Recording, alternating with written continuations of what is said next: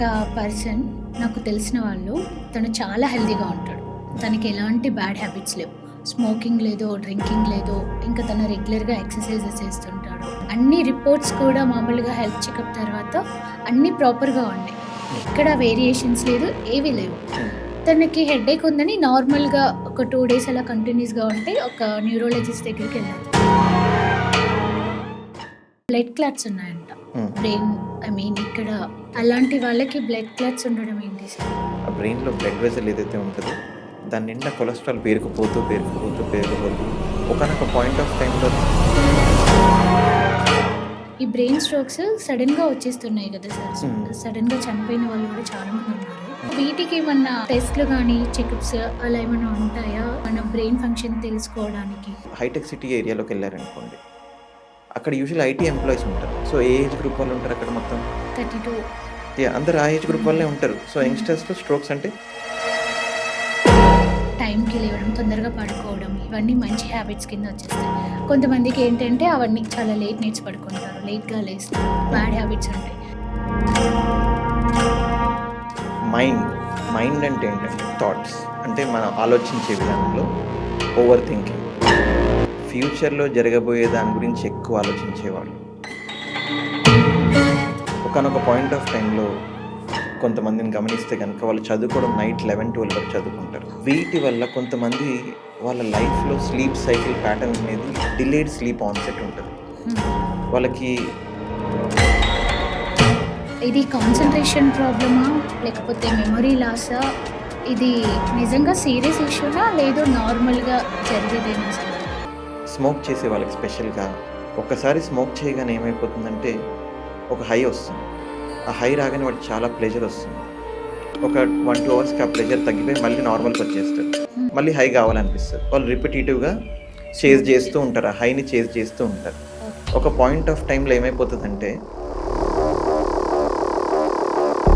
ఒక 100 మంది brain stroke పేషెంట్స్లో ఒక 10% పీపుల్ హాస్పిటల్లో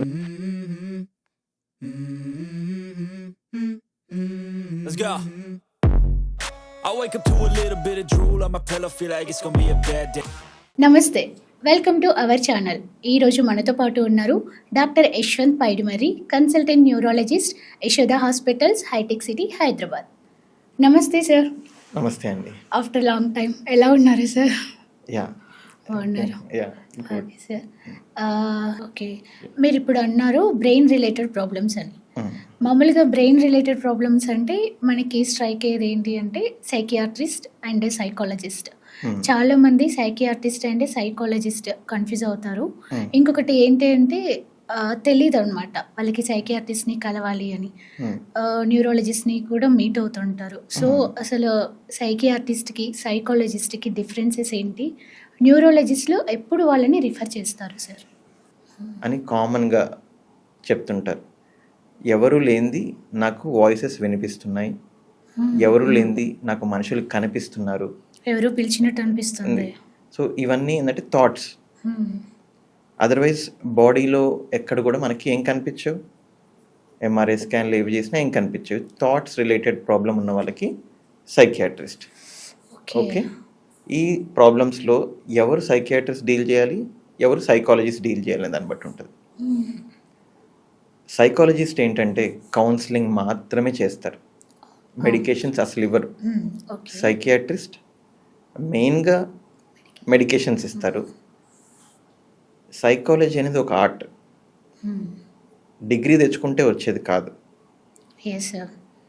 ఒక మనిషి ఎదురుంగా మనిషికి ఎలా చెప్తే అర్థమవుతుంది అనేది తెలిసి ఉండాలి. అది ఒక ఆర్ట్. కొన్నిసార్లు బై బర్త్ వస్తుంది, కొన్నిసార్లు బై ఎక్స్పీరియన్స్ వస్తుంది. జస్ట్ బికాజ్ డిగ్రీ ఉంటే రాదని, అది నా ఒపీనియన్. నిజమే కదా సార్. యా, సో ఎదురుగా మనిషి పర్స్పెక్టివ్ని కరెక్ట్గా ఆలోచించి, కొన్నిసార్లు ఎలా ఉంటాయంటే కొన్ని కల్చర్ మిస్ మ్యాచెస్ ఉంటాయి. ఈ కల్చర్ మిస్ మ్యాచ్ అంటే ఒకరింటికి నార్మల్గా వెళ్ళిపోవచ్చు, ఇంకొకరి ఇంటికి వెళ్ళాలంటే ఖచ్చితంగా కాళ్ళు కడుక్కొని లోపలికి వెళ్ళాలి, కుడికాలు పెట్టే లోపలికి వెళ్ళాలి, స్నానం చేస్తేనే ఫుడ్ తినాలి. ఇవన్నీ ఏంటంటే కల్చర్ వల్ల క్రియేట్ అయిన కొన్ని ఫిక్స్డ్ థాట్స్. ఓకే, మిగతా వాళ్ళు కూడా ఇవన్నీ చేయకుండా వాళ్ళు బాగానే they are leading their life. కంఫర్టబుల్గా హ్యాపీగా బతుకుతున్నారు. అవును. సో దీనివల్ల ఫిక్స్డ్ థాట్స్ అయిపోయి వీటి వల్ల కొన్ని పర్సనాలిటీస్ డెవలప్ అయిపోతాయి. ఓకే. ఇది చేయడమే కరెక్ట్, వేరే వాళ్ళు కూడా అలా ఉన్నవాడే కరెక్ట్, అలా చేయాలి అలా అని. చెయ్యాలి, నేను పర్ఫెక్ట్, మీరు కూడా పర్ఫెక్టే ఉండాలి నా దగ్గర ఉన్నంత వరకు. ఓకే, సో ఇలా ఉన్నవాళ్ళు అంటే miss match in the thought process అన్నమాట ఇది. ఇలా ఉన్న వాళ్ళకి విడమర్చి నీట్గా ఎక్స్ప్లెయిన్ చేయగలిగి ఇలా లేకుండా కూడా బతకచ్చు మనం, ఇంత చేయాల్సిన అవసరం లేదు అని వాళ్ళకి ఎక్స్ప్లెయిన్ చేయగలిగితే వాడు సైకాలజిస్ట్. ఓకే, చాలా బాగా చెప్పారు సార్. యా, ఏదైనా కల్చర్లో ఉన్న డిఫరెన్స్ ఆఫ్ ఒపీనియన్స్ ఉంటాయి. మీకు ఒకటి కరెక్ట్ అనిపించచ్చు, వాళ్ళకు ఒకటి కరెక్ట్ అనిపించచ్చు. కొంతమంది కొన్ని రిలీజియస్ వల్ల వాళ్ళ రిలీజియన్లో వాళ్ళకున్న కరెక్ట్ వల్ల వేరే రిలీజియన్ వాళ్ళని తప్పుగా భావించడం, వాళ్ళకి నీట్గా ఎక్స్ప్లెయిన్ చేయగలగాలి. అసలు ఏంటి మనిషి ఏంటి, అసలు రిలీజియన్ ఏంటి, ఇది నిజంగా అవసరమా, ఇది లేకుండా కూడా మనుషులు ఎలా బతుకుతున్నారు, వాళ్ళకి ఎక్స్ప్లెయిన్ నీట్గా విడమర్చి చెప్పగలిగిన వాళ్ళు ఒకటి. కొంతమంది చెప్పినా కూడా అర్థం చేసుకునే వాళ్ళు ఉంటారు, రిజిడ్ మెంటాలిటీస్ ఉంటాయి. అలాంటి వాళ్ళకి కూర్చొని ముచ్చట పెడితే అర్థం అవ్వదు వాళ్ళకి. వీళ్ళ వల్ల ఏమవుతుందంటే చుట్టుపక్కల ఉన్న వాళ్ళు కూడా క్వాలిటీ ఆఫ్ లైఫ్ ఎఫెక్ట్ అవుతుంది. ఓకే. అంటే ఇప్పుడు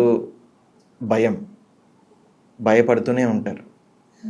పిల్లల్ని ఎడ్యుకేషన్కి వేరే ఊరికి పంపించారు, పిల్లలు ఏమైపోతారో ఏమోనని, వాళ్ళ గ్రోత్ కూడా అయిపోతుంది.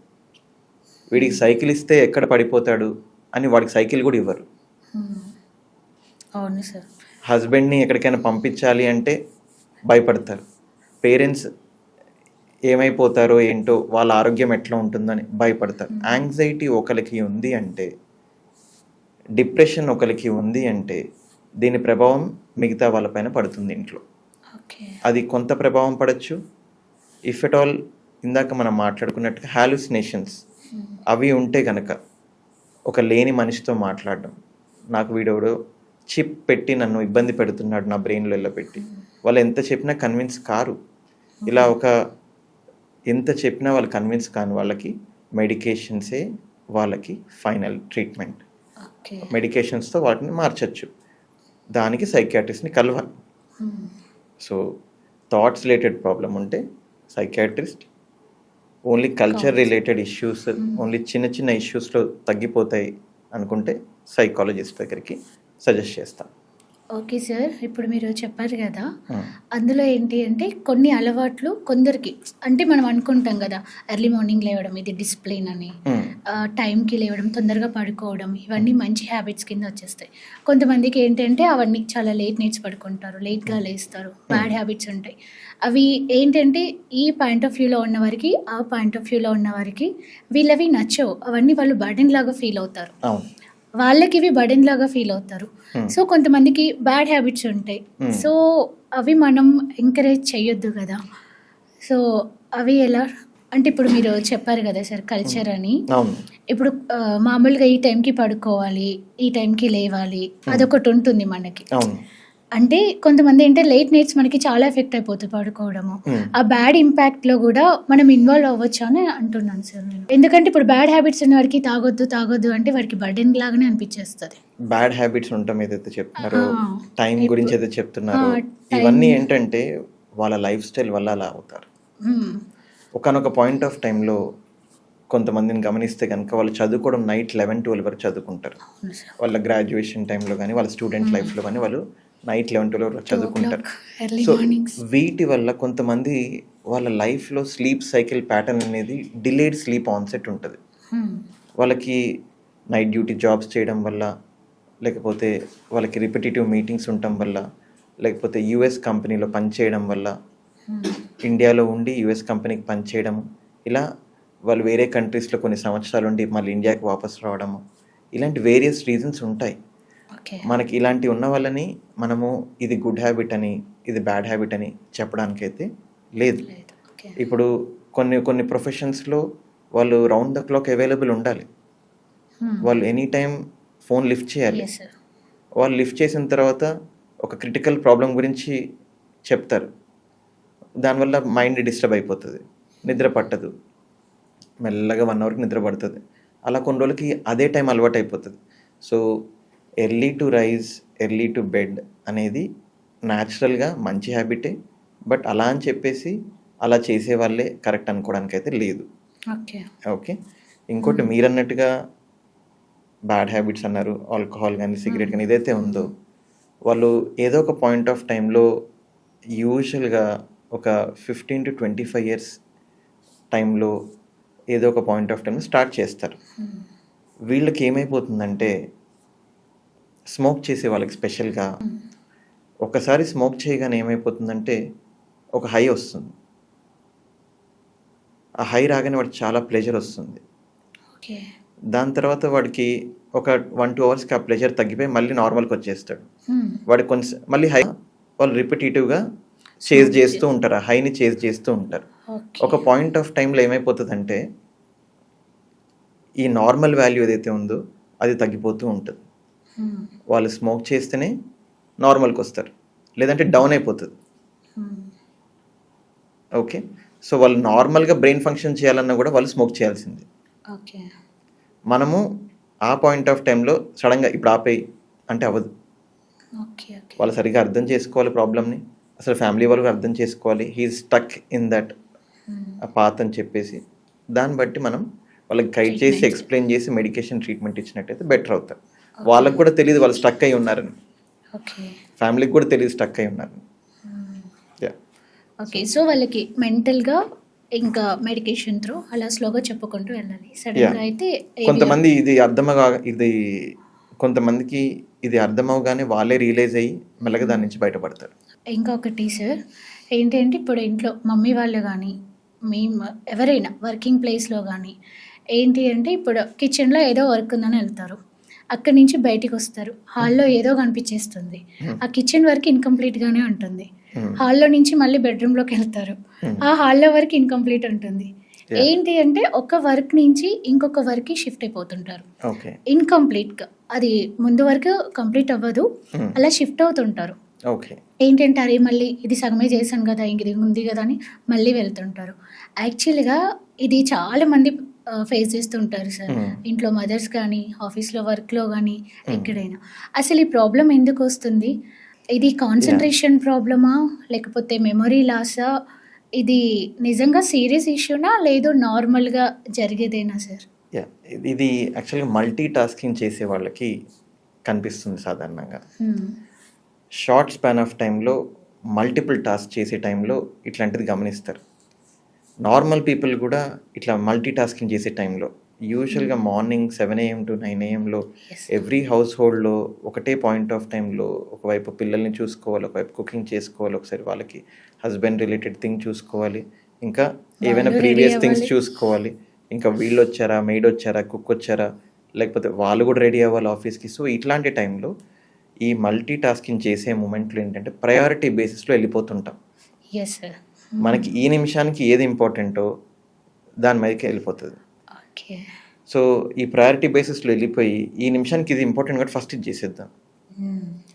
ఇంకోటి మీరు చెప్పినట్టు వేరే రూమ్లోకి వెళ్ళేసరికల్లా ఇప్పుడు ఏదైతే మనం ఇంపార్టెంట్ అనుకున్నామో దానికన్నా ఇంకా ఇంపార్టెంట్ థింగ్ కనిపిస్తుంది, దానికి ఎమ్మటే కాన్సన్ట్రేషన్ డీవేట్ అయిపోతుంది. దానివల్ల మనకి ఒక ప్రయారిటీ నుంచి ఇంకో ప్రయారిటీకి మారిపోవాల్సి వచ్చింది. బట్ ఇలా ఒక ఎత్తు అయితే ఇలా ఎప్పుడో ఒకసారి అట్లా 7 to 9 అలా ఉంటే ఓకే. బట్ కొంతమంది రోజంతా అలానే ఉంటారు. వీళ్ళకి ఏంటంటే ఈజీ డిస్ట్రాక్టబిలిటీ అంటారు, తొందరగా డిస్ట్రాక్ట్ అయిపోతారు. ఒక టాస్క్ చేసే పనిలో మధ్యలో ఎవరైనా ఏదో ఒక సౌండ్ వచ్చిందంటే ఆ సౌండ్ ఎందుకు వచ్చిందో చూస్తారు, అది చూసిన తర్వాత వాళ్ళు ఏం మాట్లాడుతున్నారు అని వాళ్ళ వైపు డిస్ట్రాక్ట్ అయిపోయి ఇంకా ఆ టాపిక్ ఆలోచిస్తూ ఉంటారు. కామన్గా పిల్లల్లో స్కూల్లో చూసేది ఇదే. ఈ డిస్ట్రాక్టబిలిటీ అనేది పిల్లల్లో చాలా ఎక్కువ ఉంటుంది. వయసు పెరుగుతున్న కొద్దీ అది అటెంటివ్నెస్ పెరుగుతుంది, దాన్నే మనం ఫైనల్గా అటెన్షన్ అనేది వస్తుంది. ఓకే. సో ఎప్పుడైనా కానీ ఇప్పుడు మీరు ఫర్ ఎగ్జాంపుల్ చూసుకోవాలంటే భలే భలే మొగాడు అనే సినిమా ఉంటుంది. యాక్చువల్గా వాడికి ఉంది మెమరీ లాస్ ప్రాబ్లం కాదు, వాడికి డిస్ట్రాక్టబిలిటీ ప్రాబ్లం. తొందరగా డిస్ట్రాక్ట్ అయిపోతాడు. మెమరీ లాస్ అంటే వాడు ఎంతసేపటికి వాడు మళ్ళీ రికలెక్ట్ చేసుకోలేడు, బ్యాక్ టు ద వర్క్ రాలేడు. మెమరీ లాస్ అంటే ట్యాబ్లెట్ వేసుకున్న మనిషి నేను ట్యాబ్లెటే వేసుకోలేదు అంటాడు. అరే వేసుకున్నావు కదా అని చెప్పినా కూడా వేసుకోలేదనే అంటాడు. ఓకే. మనం ఎవిడెన్స్ చూపిస్తాం, టాబ్లెట్ చూడండి వేసుకున్నారని చెప్పినా కానీ వేసుకోలేదని అంటాడు వాడు. అంటే వాడికి ఒకసారి రిజిస్ట్రేషన్ అవ్వదు బ్రెయిన్లో. ఓకే. ఆ సినిమాలో జరిగింది యాక్చువల్గా డిస్ట్రాక్షన్. వాడు తొందరగా డిస్ట్రాక్ట్ అయిపోతాడు. ఇది యాక్చువల్గా పిల్లల్లో బాగా చూస్తాం మనం. వయసు పెరుగుతున్న కొద్దీ ఇది తగ్గిపోతుంది, ఈజీ డిస్ట్రాక్షన్ అనేది. అదే ADHD అంటే. కొంతమందికి నిజంగానే చిన్నప్పుడు ADHD ఉంటే ఇప్పుడు అది డయాగ్నోస్ అవుతుంది తప్ప ఒక 10-20 ఇయర్స్ బ్యాక్ అసలు డయాగ్నోసిసే లేదు. అలాంటి వాళ్ళు ఇప్పటికీ మన కళ్ళ ముందు తిరుగుతూనే ఉన్నారు. వాళ్ళు పోతున్న కొద్ది డిస్ట్రాక్షన్ తగ్గింది. వాళ్ళని నిజంగా మీరు ఇప్పుడు గమనిస్తే వాళ్ళు ఎంతో పని చేసినట్టు ఉంటారు, బట్ అక్కడ పెద్ద పని చేసినట్టు ఉండదు. వాళ్ళు ఈ పని ఆ పని ఆ పని ఈ పని కంగారుగా నాకు ఎంత పని ఉంటుంది తెలుసా రోజు అన్నట్టు చెప్తారు. బట్ ఫైనల్గా చూస్తే మనలాగానే ఉంటారు, మనంత పనే ఉంటుంది. ఆ చేసే పని ఏంటంటే ఒక్కసారి పూర్తిగా చేయలేరు వాళ్ళు. మల్టిపుల్ ట్రంచెస్లో ఈ పని కొంతసేపు, ఈ పని కొంతసేపు, మళ్ళీ బ్యాక్ టు ఈ పని కొంతసేపు, మళ్ళీ ఇది కాకుండా ఇంకో పని, ఇట్లా ఇన్ని ఇన్కంప్లీట్ పనులు మల్టిపుల్ టైమ్స్ చేసే క్రమంలో వాళ్ళకి చాలా టైం వేస్ట్ అయిపోతుంది. Okay. So majority of the times multi tasking వల్ల అవుతుంది. పిల్లల్లో ఈజీ డిస్ట్రాక్టబిలిటీ ఉంటుంది, అది తర్వాత మళ్ళీ బెటర్ అవుతారు. ఓకే. అది చిన్నపిల్లలు మరీ అతి తీవ్రంగా ఉంటే ADHD అంటారు. ఈ ADHD ఉన్న వాళ్ళు పెద్దగా అడల్ట్స్ అయిన తర్వాత ఈ హైపర్ యాక్టివ్గా ఉండరు, కానీ అటెన్షన్ డెఫిసిట్ అనేది కొంత ప్రాబ్లం ఉంటుంది. బట్ అది కూడా మెల్లగా తగ్గిపోతుంది. ఇప్పుడు పెద్దవాళ్ళలో ఇప్పుడు పిల్లలు ఉంటే ఓకే, ఒక సర్టెన్ ఏజ్ వచ్చే వరకు తగ్గిపోతుంది అన్నారు. ఇది పెద్దవాళ్ళలో కంటిన్యూ అవుతే ఎలా సార్? ఎవరి అటెన్షన్ ఎంత ఉంటుంది అనేది మనమేమి టెస్ట్లు చేసి క్వాంటిఫై చేయలేం. ఓకే. మీరు ఒకటే క్లాసు 10 మందికి చెప్తే 10 మంది, ఒకడు 30 మినిట్స్ వినగలుగుతాడు, ఒకడు 5-10 మినిట్స్కి డిస్ట్రాక్ట్ అయిపోతాడు, మళ్ళీ ఇంకో 5 మినిట్స్ మళ్ళీ వాపస్ వచ్చేస్తాడు క్లాస్లోకి, మళ్ళీ ఇంకొక 10 నిమిషాలు వింటాడు, ఇంకో 5 నిమిషాలు పోగొట్టుకుంటాడు. ఒకడికి కనీసం 5 మినిట్స్ కన్నా ఎక్కువ ఉండదు అటెన్షన్. అవును. దీనివల్లనే అకాడమిక్ పర్ఫార్మెన్స్లో మనకి చాలా ప్రాబ్లమ్స్ ఉంటాయి. ఓకే. ఇంత బాగా చెప్పినా కానీ ఎవరు ఎంత అటెంటివ్గా వింటున్నారు, ఎంత అటెంటివ్గా గ్రాస్ప్ చేయగలుగుతున్నారు అనేది వాళ్ళ అటెన్షన్ స్పాన్ బట్టి ఉంటుంది. ఓకే. ఇప్పుడు ఇలాంటివి ఇంప్రూవ్ చేసుకోవాలంటే సొల్యూషన్స్ ఏమున్నాయి సార్? ఇలాంటివి ఇంప్రూవ్ చేసుకోవాలంటే ఫస్ట్ మనం నిజంగా అంత క్వాలిటీ ఆఫ్ లైఫ్ ఎఫెక్ట్ అవుతున్నప్పుడే దీనికి వెయిటేజ్ ఇవ్వాలి. అంటే దీనివల్ల ఒక పని అనేది పూర్తిగా చేయలేకపోతున్నాం, ఒక ప్రయారిటీ ఈరోజు ఇంపార్టెంట్ వర్క్ ఇది అయినా కానీ మనం ఫినిష్ చేయలేకపోతున్నాం అంటే అలాంటప్పుడు ఒకసారి సైకియాట్రిస్ట్ని కానీ ఒకసారి సైకాలజిస్ట్ని కానీ అసెస్మెంట్ చేసుకోవాలి. ఫస్ట్ అయితే కనుక దానికి క్వశ్చనర్ ఉంటుంది, అసెస్మెంట్ చేసుకుని నిజంగా దానిలో ఉంటేనే అప్పుడు మనం రియాక్ట్ అవ్వాలి, లేదంటే రియాక్ట్ అవ్వద్దు. It is just multi tasking. ఇలా ఉన్న వాళ్ళకి ఏం చెప్తాం, మీ స్థాయికి తగ్గట్టుగా మీరు కొంత పనే చేసుకోండి. ఇప్పుడు ఇంట్లో మదర్స్ నీకు ఇలాంటి ప్రాబ్లం ఉంది సైకాలజిస్ట్ దగ్గరికి తీసుకెళ్తా అంటే చంపేస్తారు. నేను అందరికీ ఉందని కూడా అనట్లేదు, చాలా వరకు ఉండదు. 80% పీపుల్కి మల్టీ టాస్కింగ్ హ్యాండిల్ చేయడం రాదు. ఏది ఇంపార్టెంట్ ఏది ప్రయారిటీ ఇవ్వాలనేది తెలీదు, దానివల్లనే ఉంటుంది. సో మన పేరెంట్స్కి అందరికీ మనం అలా గమనించినంత మాత్రాన ఉండాల్సిన అవసరం లేదు.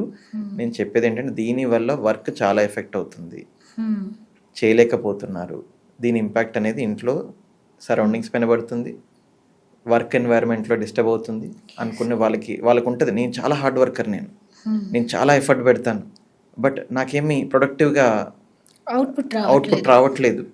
ఇలాంటి టైంలో ఉన్న వాళ్ళకి వాళ్ళు ఒకసారి అసెస్మెంట్ చేసుకోమని చెప్తాం, అంతే. చాలా సివియర్గా ఉంటేనే. నార్మల్గా అయితే ఎవ్రీబడి. నేను ఆఫీస్లో నేనే అత్యంత హార్డ్ వర్కర్ని, నేను పెట్టిన వర్క్ ఎవరు చేయలేరు.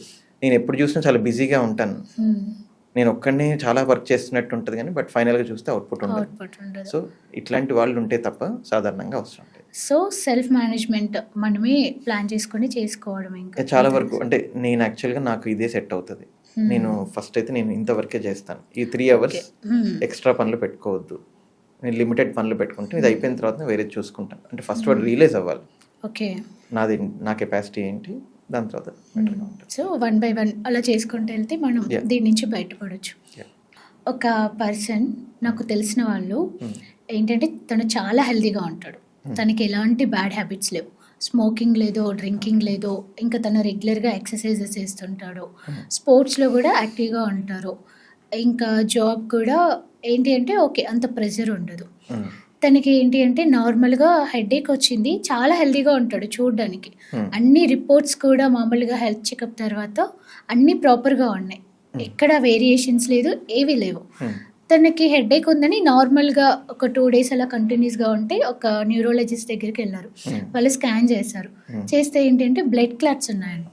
బ్రెయిన్ ఇక్కడ ఎక్కడో బ్లడ్ క్లాట్స్ యాహ్! ఉన్నాయని అర్థమైంది. చెప్పారు. సో, అంత హెల్తీ పర్సన్స్‌కి అన్ని మంచి హ్యాబిట్స్ ఉన్న వాళ్ళకి ఎలాంటి వర్క్ ప్రెషర్ లేదు. నార్మల్‌గా హ్యాపీగా మెయింటైన్ చేసుకుంటున్నారు. వాళ్ళ లైఫ్‌ని లీడ్ చేసుకుంటున్నారు. ఓకే. అలాంటి వాళ్ళకి బ్లడ్ క్లాట్స్ ఉండడం ఏంటి సార్? యాహ్! వాళ్ళ ఏజ్ ఏమైనా ఏజ్ ఐడియా? 34 అలా అంతే. 35. Okay. Very young age. Yes. Okay. Okay. Fine. So, దీన్ని స్ట్రోక్ ఇన్ యంగ్ అంటారమ్మా. బట్ సాధారణంగా అయితే కనుక స్ట్రోక్స్ మనం ఎల్డర్లీ పీపుల్‌లోనే చూస్తాం. యూజువల్‌గా మోర్ దాన్ 65 ఇయర్స్ వాళ్ళలో ఏజ్ ఇట్‌సెల్ఫ్ ఏ రిస్క్ ఫ్యాక్టర్. ఎల్డర్లీ ఏజ్‌లో స్ట్రోక్ అనేది వస్తుందనేది రిస్క్ ఫ్యాక్టర్. ఓకే. ఓకే. ఇవి కాకుండా డయాబెటీస్, హైపర్‌టెన్షన్, ఇంకా కొలెస్ట్రాల్ రిలేటెడ్ ప్రాబ్లమ్స్, ఏదైనా హార్ట్ రిలేటెడ్ ప్రాబ్లమ్స్ ఉన్నా, లేదంటే ఆల్కహాల్ అలవాటు ఉన్నా, సిగరెట్ అలవాటు ఉన్నా ఇట్లాంటివి చూస్తుంటాం. ఓకే. బట్ ఎవరైనా స్ట్రోక్తో వచ్చినప్పుడు ఎంఆర్ఐ స్కాన్లో కనుక బ్రెయిన్లో బ్లడ్ క్లాట్ ఉందని కన్ఫర్మ్ అయితే కనుక అసలు ఎందువల్ల అయింది, వేరే కారణాలు ఏమైనా ఉన్నాయో చూసుకుంటాం. యూజువల్ డయాబెటీస్లో ఏమవుతుందంటే ఆ బ్రెయిన్లో బ్లడ్ వెజల్ ఏదైతే ఉంటుందో దాని నిండా కొలెస్ట్రాల్ పేరుకుపోతూ ఒకనొక పాయింట్ ఆఫ్ టైంలో అది కంప్లీట్ క్లోజ్ అయిపోతుంది బ్లడ్ వెజల్. ఓహ్! ఓకే. సో బ్లడ్ వెజల్ అనేది కొన్ని రోజులు అండర్లైన్ ప్రాసెస్ జరుగుతూ ఆ లోపల కొలెస్ట్రాల్ పేరుకుపోతూ బ్లాక్ అయిపోతుంది. ఆ బ్లాక్ అయిపోవడం వల్ల బ్లడ్ సప్లై అనేది బ్రెయిన్లో కొంత భాగానికి ఆగిపోతుంది. ఓకే. ఆగిపోయినప్పుడు ఆక్సిజన్ గ్లూకోజ్ అందదు. అందనప్పుడు బ్రెయిన్లో మెడికల్ టర్మ్లో ఇన్ఫాక్ట్ అంటారు. బట్ కామన్ మ్యాన్కి అర్థం అవడానికి దాన్ని బ్లడ్ క్లాట్ అంటారు. ఓకే. యాక్చువల్గా అయితే బ్రెయిన్కి కొంత భాగానికి ఆక్సిజన్ గ్లూకోజ్ ఆగిపోయింది. ఓకే. సో దాని ఫంక్షన్ అనేది ఆగిపోతుంది. సాధారణంగా రొటీన్గా జరిగేది ఇది. స్మోకింగ్ అలవాటు ఉన్నా, ఆల్కహాల్ అలవాటు ఉన్నా, డయాబెటీస్ ఉన్నా, కొలెస్ట్రాల్ ఎక్కువ ఉన్నా జరిగే ప్రాసెస్ అయితే ఇది. మీరు చెప్పినట్టుగా ఇది స్పెషల్ సిచ్యువేషన్ ఎవరికైనా కానీ. 34 ఇయర్స్కి యూజువల్గా ఏముంటాయి కాజెస్ ఇవి ఉండవు, కాజెస్ వేరే ఉంటాయి.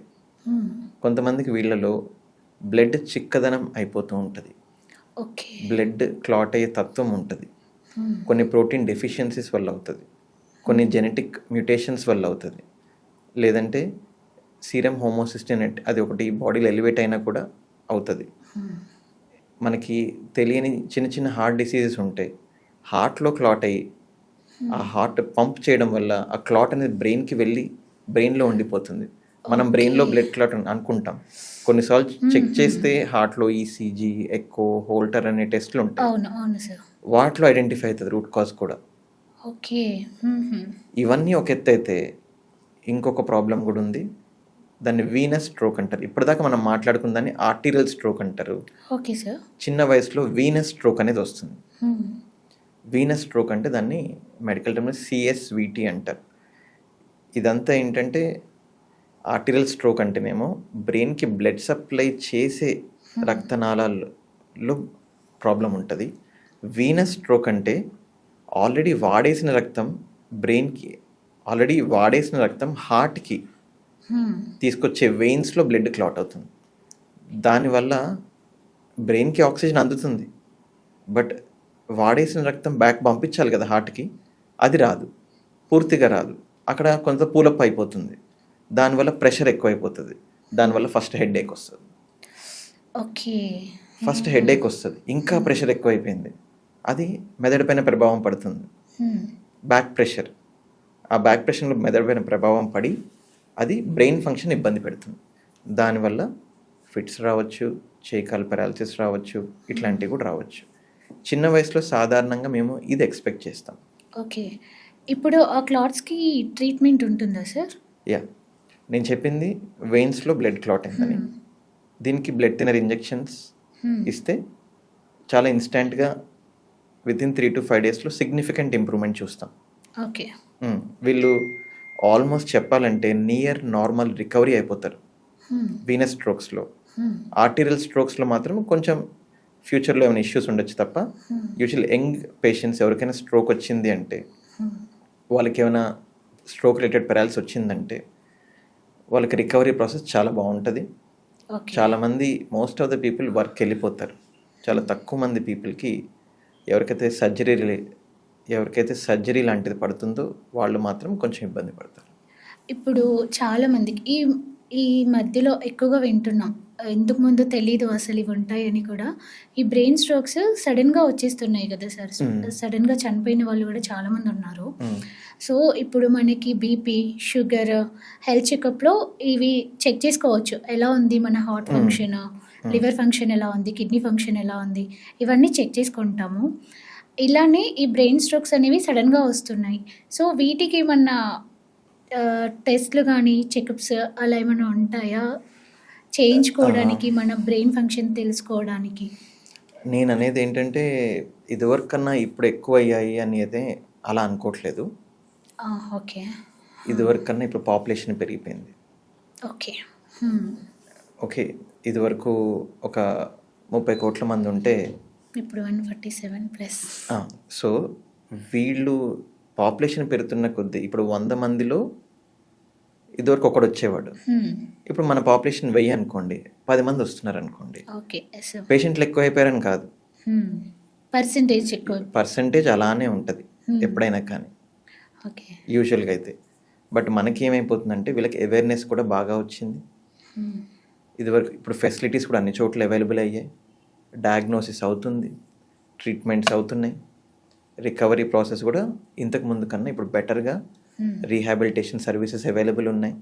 సో నేను ఇంతకు ముందు కన్నా ఇప్పుడు ఎక్కువ అవుతున్నాయి అనేది మాత్రం యూజువల్గా అయితే నాకు అనిపించట్లేదు. Okay sir. It is the percentage is same, but prevalence of ఇప్పుడు కొంతమంది మీరు హైటెక్ సిటీ ఏరియాలోకి వెళ్ళారనుకోండి, అక్కడ యూజువల్ ఐటీ ఎంప్లాయీస్ ఉంటారు, సెటిలర్స్ అందరు వాళ్ళే ఉంటారు. సో ఏ ఏజ్ గ్రూప్ వాళ్ళు ఉంటారు అక్కడ మొత్తం? 32. అందరు ఆ ఏజ్ గ్రూప్ వాళ్ళే ఉంటారు. సో యంగ్స్టర్స్లో స్ట్రోక్స్ అంటే వాళ్ళే ఉన్నారు కాబట్టి మనకి వాళ్ళు అక్కడ ఉన్నది వాళ్ళే కాబట్టి మనకు వచ్చే పేషెంట్స్ వాళ్ళే కనిపిస్తారు. అవును. ఓకే. Okay, okay. ఇప్పుడు ఎల్డర్లీ పాపులేషన్ అంతా ఎక్కడ ఉంటుందంటే ఓల్డ్ ఏరియా, సెటిల్మెంట్ ఏరియాస్లో ఉంటుంది. Yes sir. అవును. సో మనకి అందుకు ఎక్కువ అనిపించేస్తుంది. సో అంటే మల్టిపుల్ ఫ్యాక్టర్స్ ఉంటాయి అన్నమాట. ఓకే, సో ఇదివరకు ఎంత పర్సంటేజ్ ఉందో ఇప్పుడు కూడా అంతే పర్సంటేజ్ ఉంది. ఓకే, ఇదివరకు కూడా వాళ్ళకి అవే కారణాలు, బట్ ఇదివరకు టెస్ట్లు లేవు, ఇప్పుడు యాక్చువల్గా టెస్ట్లు వచ్చాయి. Okay sir. కొన్ని రోగాలకి కనుక్కునే టెస్ట్లు ముందు లేవు, రీసెర్చ్లోనే ఉండేది తప్ప కమర్షియల్గా యూసేజ్ లేదు. ఇప్పుడు అవి కూడా వచ్చాయి. మనం స్ట్రోక్ వచ్చినా రీజన్ ఐడెంటిఫై చేస్తున్నాం, దానికంటూ ట్రీట్మెంట్ స్టార్ట్ చేస్తున్నాం. ఓకే, సో ఇంకోటి మీరు అడిగిన క్వశ్చన్ ఏంటంటే హెల్తీగా ఉన్న పర్సన్కి యూజువల్గా మనము సజెస్ట్ చేయము బ్రెయిన్ స్ట్రోక్ రిలేటెడ్ టెస్ట్ చేసుకోమని. మనము బ్రెయిన్ స్ట్రోక్కి రిస్క్ ఫ్యాక్టర్స్ ఏవైతే ఉంటాయో, డయాబెటీస్, హైపర్ టెన్షన్, కొలెస్ట్రాల్, ఇవేమైనా ఉన్నాయా, హార్ట్ ప్రాబ్లమ్స్ ఏమైనా ఉన్నాయా చెక్ చేసుకోండి. ఓకే, ఇవి చెక్ చేసుకోండి. ఇవన్నీ ఉంటే కనుక, షుగర్ ఉంది, బీపీ ఉంది, కొలెస్ట్రాల్, ఇవన్నీ ఉంటే కనుక ఒకటి తక్కువ ఖర్చులో అయిపోయేది కెరోటిడ్ డాప్లర్ అంటారు. ఇది బ్రెయిన్కి బ్లడ్ సప్లై చేసే బ్లడ్ వెజల్స్, దీన్ని కెరోటిడ్స్ అంటారు. ఈ బ్లడ్ వెజల్స్ సంబంధించిన టెస్ట్ చేసుకోండి. ఎనీ డయాగ్నోస్టిక్ సెంటర్ నియర్ బైలో మీకు కెరోటిడ్ డాప్లర్ అంటే చేస్తారు వాళ్ళు. దానివల్ల ఏం తెలుస్తుందంటే బ్రెయిన్కి బ్లడ్ సప్లై చేసే బ్లడ్ వెజల్లో ఏమైనా బ్లాక్ ఉందా, ఎంత పర్సంటేజ్ బ్లాక్ ఉంది, అప్పుడు వాళ్ళకి ఎంత రిస్క్ ఉందనేది తెలుస్తుంది. చాలా వరకు యంగ్స్టర్స్కి అయితే పెద్దగా ఏం కనిపించదు. ఎల్డర్లీ పీపుల్లో ఆల్రెడీ ఈ రిస్క్ ఫ్యాక్టర్స్ ఉన్న వాళ్ళకి అది కనిపిస్తుంది. లేదండి ఇంకా నేను మొత్తం ఫుల్ టు చేంజ్ చేసుకోవాలని నాకు క్లియర్ కట్ కావాలి, నాకు స్ట్రోక్ రిస్క్ ఉందా లేదా అనుకుంటే కనుక ఎంఆర్ఐ స్కాన్ చేసుకోమని చెప్పి చెప్తాం. ఎంఆర్ఐ స్కాన్ బ్రెయిన్కి మొత్తం బ్లడ్ సప్లై ఇక్కడి నుంచి బ్రెయిన్ కొన వరకు బ్లడ్ రక్తనాళం అంతా ఫ్లో అంతా కనిపిస్తుంది. ఇప్పుడు బ్రెయిన్ స్ట్రోక్ వచ్చిన వాళ్ళకి ఏంటి అంటే కొన్ని ఇయర్స్ రెస్ట్ తీసుకోమంటారు, కొన్ని మంత్స్ కానీ కొన్ని ఇయర్స్ కానీ. సో వాళ్ళు ఏ వర్క్ చేయొద్దు, ఫైనాన్షియల్గా ప్రాబ్లమ్స్ ఫేస్ చేస్తారు. సో వాళ్ళ ఇంపాక్ట్ ఫ్యామిలీ పైన ఎలా ఉంటుంది? ఒక్కసారి బ్రెయిన్ స్ట్రోక్ వచ్చిన వాళ్ళు కొన్ని ఇయర్స్ రెస్ట్ తీసుకుంటారు, ఓకే సార్, మళ్ళీ వాళ్ళకి ఆ ప్రాబ్లం రిపీట్ అయ్యే ఛాన్సెస్ ఉంటాయా? బ్రెయిన్ స్ట్రోక్ అనేది ఒకసారి వచ్చిందంటే ఒక 100 మంది బ్రెయిన్ స్ట్రోక్ పేషెంట్స్లో ఒక 10% పీపుల్ హాస్పిటల్లోనే రికవర్ అయిపోతారు. ఓకే. ఈ 10% పీపుల్ ఒక 1 మంత్లో వర్క్లో కూడా జాయిన్ అయిపోతారు. బట్ ఒక 30% పీపుల్ వీళ్ళకి రికవర్ అవుతారు, బట్ ఒక 6 months టైం అయితే పడుతుంది. 6 months. At least 3 to 6 months time అయితే పడుతుంది. ఓకే. ఇంకో 30% పీపుల్ రికవర్ అవుతారు, బట్ వీళ్ళు రికవర్ అయినా కానీ బయటికి వెళ్ళి వర్క్ చేసుకునే కెపాసిటీ ఉండదు. ఇంకో 30% పీపుల్ మాత్రం కొంచెం ఫ్యామిలీ పైన కంప్లీట్లీ డిపెండెంట్ అవుతారు. Yes, sir. ఓకే, వీళ్ళందరూ మా దగ్గరికి ఫాలోఅప్స్లో వచ్చినప్పుడు వీళ్ళు ఏం చెప్తుంటారంటే, బ్రెయిన్ స్ట్రోక్ వచ్చినప్పుడు he is the breadwinner of the family. ఆయన ఎర్నింగ్స్ వల్లే మేము బతికాము ఇన్ని రోజులు, ఇప్పుడు ఆ ఎర్నింగ్స్ కూడా మాకు కట్ అయిపోయాయి అని చెప్తారు. ఈయనను చూసుకోవడం కోసం ఒక స్పెషల్ పర్సన్ ఉండాలి ఇంకా. ఒక కేర్ టేకర్ని పెట్టుకోవాలి. దానికి మాకు నెలకి ఇంత ఖర్చు అవుతుంది, అవును సార్. ఒక 25,000-30,000 ఖర్చు అవుతుంది కేర్ టేకర్ పెట్టడానికి. ఆ ఖర్చుని మిగిలించుకోవడం కోసం వీళ్ళు కూడా కొంతమంది వర్క్ వెళ్ళే వాళ్ళు వీళ్ళు వదిలేసుకుంటారు జాబ్ని. ఇంకా ఏంటి అంటే మనమే ఉన్నాం కదా పక్కన, ఇంకా బాగా చూసుకోవచ్చు అని చెప్పేసి. సో ఆ main bread winner of the family నుంచి ఆదాయం తగ్గిపోయింది. ఇప్పుడు వీళ్ళు జాబ్ కూడా వదిలేసుకోవాల్సి వచ్చింది, వీళ్ళ ఆదాయం కూడా కట్ అయిపోయింది. ఇది ఎన్ని రోజులు జరుగుతుంది అనే ప్రాసెస్ బట్టి కూడా ఫ్యామిలీ ఎఫెక్ట్ అవుతుంది. కొంతమంది 6 months ఎఫెక్ట్ అవుతారు, కొంతమంది 1 year కూడా ఎఫెక్ట్ అవుతారు. బాగా డబ్బులు ఉన్న వాళ్ళు అయితే కనుక ఒకసారి బ్రెయిన్ స్ట్రోక్ వచ్చి ఫస్ట్ 5 to 7 days హాస్పిటల్లో అడ్మిట్ చేస్తారు. దాని తర్వాత రీహాబ్ సెంటర్లో పెట్టుకుంటారు. రీహాబ్ సెంటర్లో కూడా పెట్టుకుంటారు. ఈ రీహాబ్ సెంటర్లో అయితే హాస్పిటల్లో జరిగే ఖర్చు కన్నా రీహాబ్ సెంటర్లో 30-40% తక్కువ ఖర్చులో అయిపోతుంది. సో కాబట్టి అందరు రీహాబ్ సెంటర్ ప్రిఫర్ చేస్తారు. సో రీహాబ్ సెంటర్లో వాళ్ళు కూడా ఇదే ట్రీట్మెంట్ కంటిన్యూ చేసి మెల్లగా తను నడిపించడం, తనకి స్పీచ్ థెరపీ ఇప్పించడం, తన స్వాలో థెరపీ ఇప్పించడం, తనకి ఎట్లయినా చేసి మొబిలైజ్ చేసుకోవడం, ఇవన్నీ వచ్చేసరికల్లా 3 to 6 months టైం పడుతుంది. సొంతంగా ఇంట్లో చేసుకోలేని వాళ్ళు ఇట్లాంటి హెల్ప్ తీసుకుంటారు. ఇదంతా ఒక ప్రాసెస్ మొత్తం చూసుకుంటే కనుక కనీసం ఎంత చిన్న ఫ్యామిలీ, ఎంత మామూలు ఫ్యామిలీ అయినా, ఎంత రిచ్ ఫ్యామిలీ అయినా కానీ వాళ్ళకి ఇనీషియల్గా గవర్నమెంట్ హాస్పిటల్కి వెళ్తే ఇనీషియల్ ట్రీట్మెంట్ అంతా ఫ్రీ అయిపోతుంది. కానీ ఈ physiotherapy, speech therapy, swallow therapy, ఇంకా వాళ్ళకి కావాల్సిన న్యూట్రిషియస్ గైడ్, మెడికేషన్స్, ఇవన్నీ చూసుకుంటే కనుక చాలా ఫైనాన్షియల్ బర్డెన్ అవుతుంది. If at all financial bread winner of the family అయితే మాత్రం ఇంకా చాలా ఎఫెక్ట్ అవుతారు వాళ్ళు. సో అందుకోసమే దీనిలో మనం తెలుసుకోవాల్సిన విషయం ఏంటంటే, బ్రెయిన్ స్ట్రోక్ అనేది రాకుండా ఎన్ని రకాల ప్రివెన్షన్ తీసుకోగలుగుతామో తీసుకుంటే మంచిదని నా సజెషన్. దీని ఇంపాక్ట్ అనేది ఎట్లా ఉంటుందంటే, ఫస్ట్ బ్రెయిన్ స్ట్రోక్ అనేది సడన్గా వచ్చేస్తుంది. ఇది సడన్గా వచ్చేసి వాళ్ళు హాస్పిటల్ రీచ్ అవుతారు. ఎవరైనా కానీ within 4.5 hours రీచ్ అయిపోవాలి. ఓకే. అది golden period for any brain stroke patient. Okay. దానికి ఇఫ్ అట్ ఆల్ బ్రెయిన్లో బ్లడ్ క్లాట్ అని కన్ఫర్మ్ అయితే కనుక ఇమీడియట్గా ట్రీట్మెంట్ చేసుకోవచ్చు. దానికి ఒక క్లాట్ బ్రేకింగ్ ఇంజెక్షన్ ఉంటుంది, దాన్ని థ్రాంబోలైసిస్ అంటారు. బట్ దాని కాస్ట్ వచ్చేసి 40,000-50,000 ఉంటుంది. ఓకే. అవేర్నెస్ లేని వాళ్ళతో ప్రాబ్లం ఏంటంటే, హాస్పిటల్కి వచ్చాం, ఇప్పటిదాకా బాగున్నాడు మనిషి, మీరేంటండి 40,000-50,000 అంటున్నారు, ఏదో ఒకటి చేయండి అంటారు వాళ్ళు. వాళ్ళు రియలైజ్ అయ్యి కన్విన్స్ అయ్యి చేసే లోపే టైం కూడా అయిపోతుంది. మనం ఒకటి చెప్పగానే వాళ్ళు 10 మందికి ఫోన్ చేస్తారు, వీళ్ళు ఇలా అంటున్నారు నిజమా కాదా, వెళ్ళిపోతుంది. దానివల్ల చాలా టైం లాస్ అయిపోతారు. బట్ ఇఫ్ అట్ ఆల్ మీకు గనక ఎవరైనా క్వాలిఫైడ్ న్యూరాలజిస్ట్ చూసి చెప్పినప్పుడు within 4.5 hours గనక ఈ థ్రాంబోలైస్ ఇంజెక్షన్ సజెస్ట్ చేసినట్టయితే బ్లైండ్గా చేయించుకోండి అని నా సజెషన్ అయితే. కొంతమంది వినరు కదా సార్, ఎంత చెప్పినా. అలాంటి సిచ్యువేషన్స్లో ఎలా డీల్ చేస్తారు సార్ మీరు? యూజువల్గా వినకపోవడానికి మెయిన్ కారణం ఫైనాన్సే ఉంటుంది. ఓకే. వాళ్ళు ఎక్కడ ఎఫోర్డబుల్ ఉన్నారో ఫస్ట్ తొందరగా తీసుకెళ్ళిపోండి అక్కడికి. ఎఫోర్డబిలిటీ లేదా గవర్నమెంట్ హాస్పిటల్కైనా తీసుకెళ్ళండి. ఓకే. లాజికల్గా ఎక్స్ప్లెయిన్ చేస్తే ఈ మధ్య అందరు బాగా వింటున్నారు, అందరు చేయించుకుంటున్నారు. బట్ వాళ్ళకి అవేర్నెస్ లేకపోవడం వల్ల ఇమీడియట్గా వాళ్ళు కన్విన్స్ అవ్వడము, రెస్పాండ్ అవ్వడం టైం పడుతుంది. ఇంకొక నెగిటివ్ థాట్ ఏముంటుందంటే వాళ్ళ మైండ్లో, కార్పొరేట్ హాస్పిటల్స్కి వెళ్ళారనుకోండి, వీళ్ళు కావాలనే చేస్తున్నారేమో, ఇది అవసరం లేదేమో, మన పక్కన డాక్టర్ బాగానే చెప్పారు కదా, అలా అదొక ఫీలింగ్ ఉంటుంది వాళ్ళకి. తెలీదు వాళ్ళకి. కానీ బట్ బ్రెయిన్ స్ట్రోక్కి మాత్రం ఈ 4.5 hours all over the world follow అయ్యే గైడ్ లైన్స్ అయితే బ్రెయిన్లో బ్లడ్ క్లాట్ కన్ఫర్మ్ అయితే విత్ ఇన్ 4.5 hours లోపు ఉంటే డెఫినెట్ ఇండికేషన్ అయితే ఉంది. కొన్ని స్పెషల్ సిచ్యువేషన్స్ ఉంటాయి, ఇది చేయడం వల్ల ఆయనకి నష్టం జరుగుతుందేమోనని అలాంటి డాక్టర్స్ చెప్తారు, ఓకే వద్దండి అవసరం లేదు అని చెప్పి చెప్తారు. సో నా సజెషన్ అయితే వాళ్ళు చెప్పారంటే మాత్రం ఖచ్చితంగా ఫాలో జస్ట్ గో హెడ్ అంతే. ఓకే మీరు ఇంకో క్వశ్చన్ కూడా అడిగారు, ఒక్కసారి బ్రెయిన్ స్ట్రోక్ వస్తే మళ్ళీ వచ్చే అవకాశం ఉందని. యూజువల్లీ ఒక్కసారి వచ్చింది అంటే వాళ్ళ బాడీకి ఆ టెండెన్సీ ఉందని చెప్పి మేము ఫీల్ అవుతాం. ఓకే వాళ్ళకి ఆ టెండెన్సీ ఉంది, they are high risk to get the brain stroke again. Okay వాళ్ళకి లైఫ్ లాంగ్ మెడికేషన్స్ వాడాల్సిందే, okay there is no choice. ఇది ప్రివెన్షన్ ట్రీట్మెంట్, అది మహా అయితే 1 లేదా 2 ట్యాబ్లెట్లు ఉంటాయి అంతే. ఓకే అది కూడా కాస్టే ఉండదు, రోజుకి 5 to 10 రూపీస్ మధ్యలో ఉంటుంది ట్యాబ్లెట్ కాస్ట్ కూడా. ఆ ట్యాబ్లెట్ కనుక వాడినట్టయితే మనం బ్రెయిన్ స్ట్రోక్ని మ్యాక్సిమం 90% రిస్క్ తగ్గించుకున్న వాళ్ళం మొత్తం. ఆ 10% మనం చెప్పలేం. ఈ ట్యాబ్లెట్లు వాడుతూ ఉండగా కూడా వచ్చే వాళ్ళు ఉంటారు, బట్ ఇంకా వాళ్ళకి ఏంటంటే ఫార్ములా మారుస్తాం. ఓకే వాళ్ళు ఎలాంటి కేర్ తీసుకోవాలి sir? Life long medication, okay ఇప్పుడు డయాబెటీస్ అయినా కార్డియో అయినా ఎక్సర్సైజెస్ చేయండి అలా, అంటే బ్రెయిన్ స్ట్రోక్ ఉన్న వాళ్ళకి ఏమైనా సపరేట్గా ఉంటాయా, అంటే మెంటల్గా రెస్ట్ తీసుకోవడం అలా? ఎవరికైనా కానీ మెడికేషన్స్ వేసుకుంటే సరిపోతుంది బ్రెయిన్ స్ట్రోక్ పరంగా.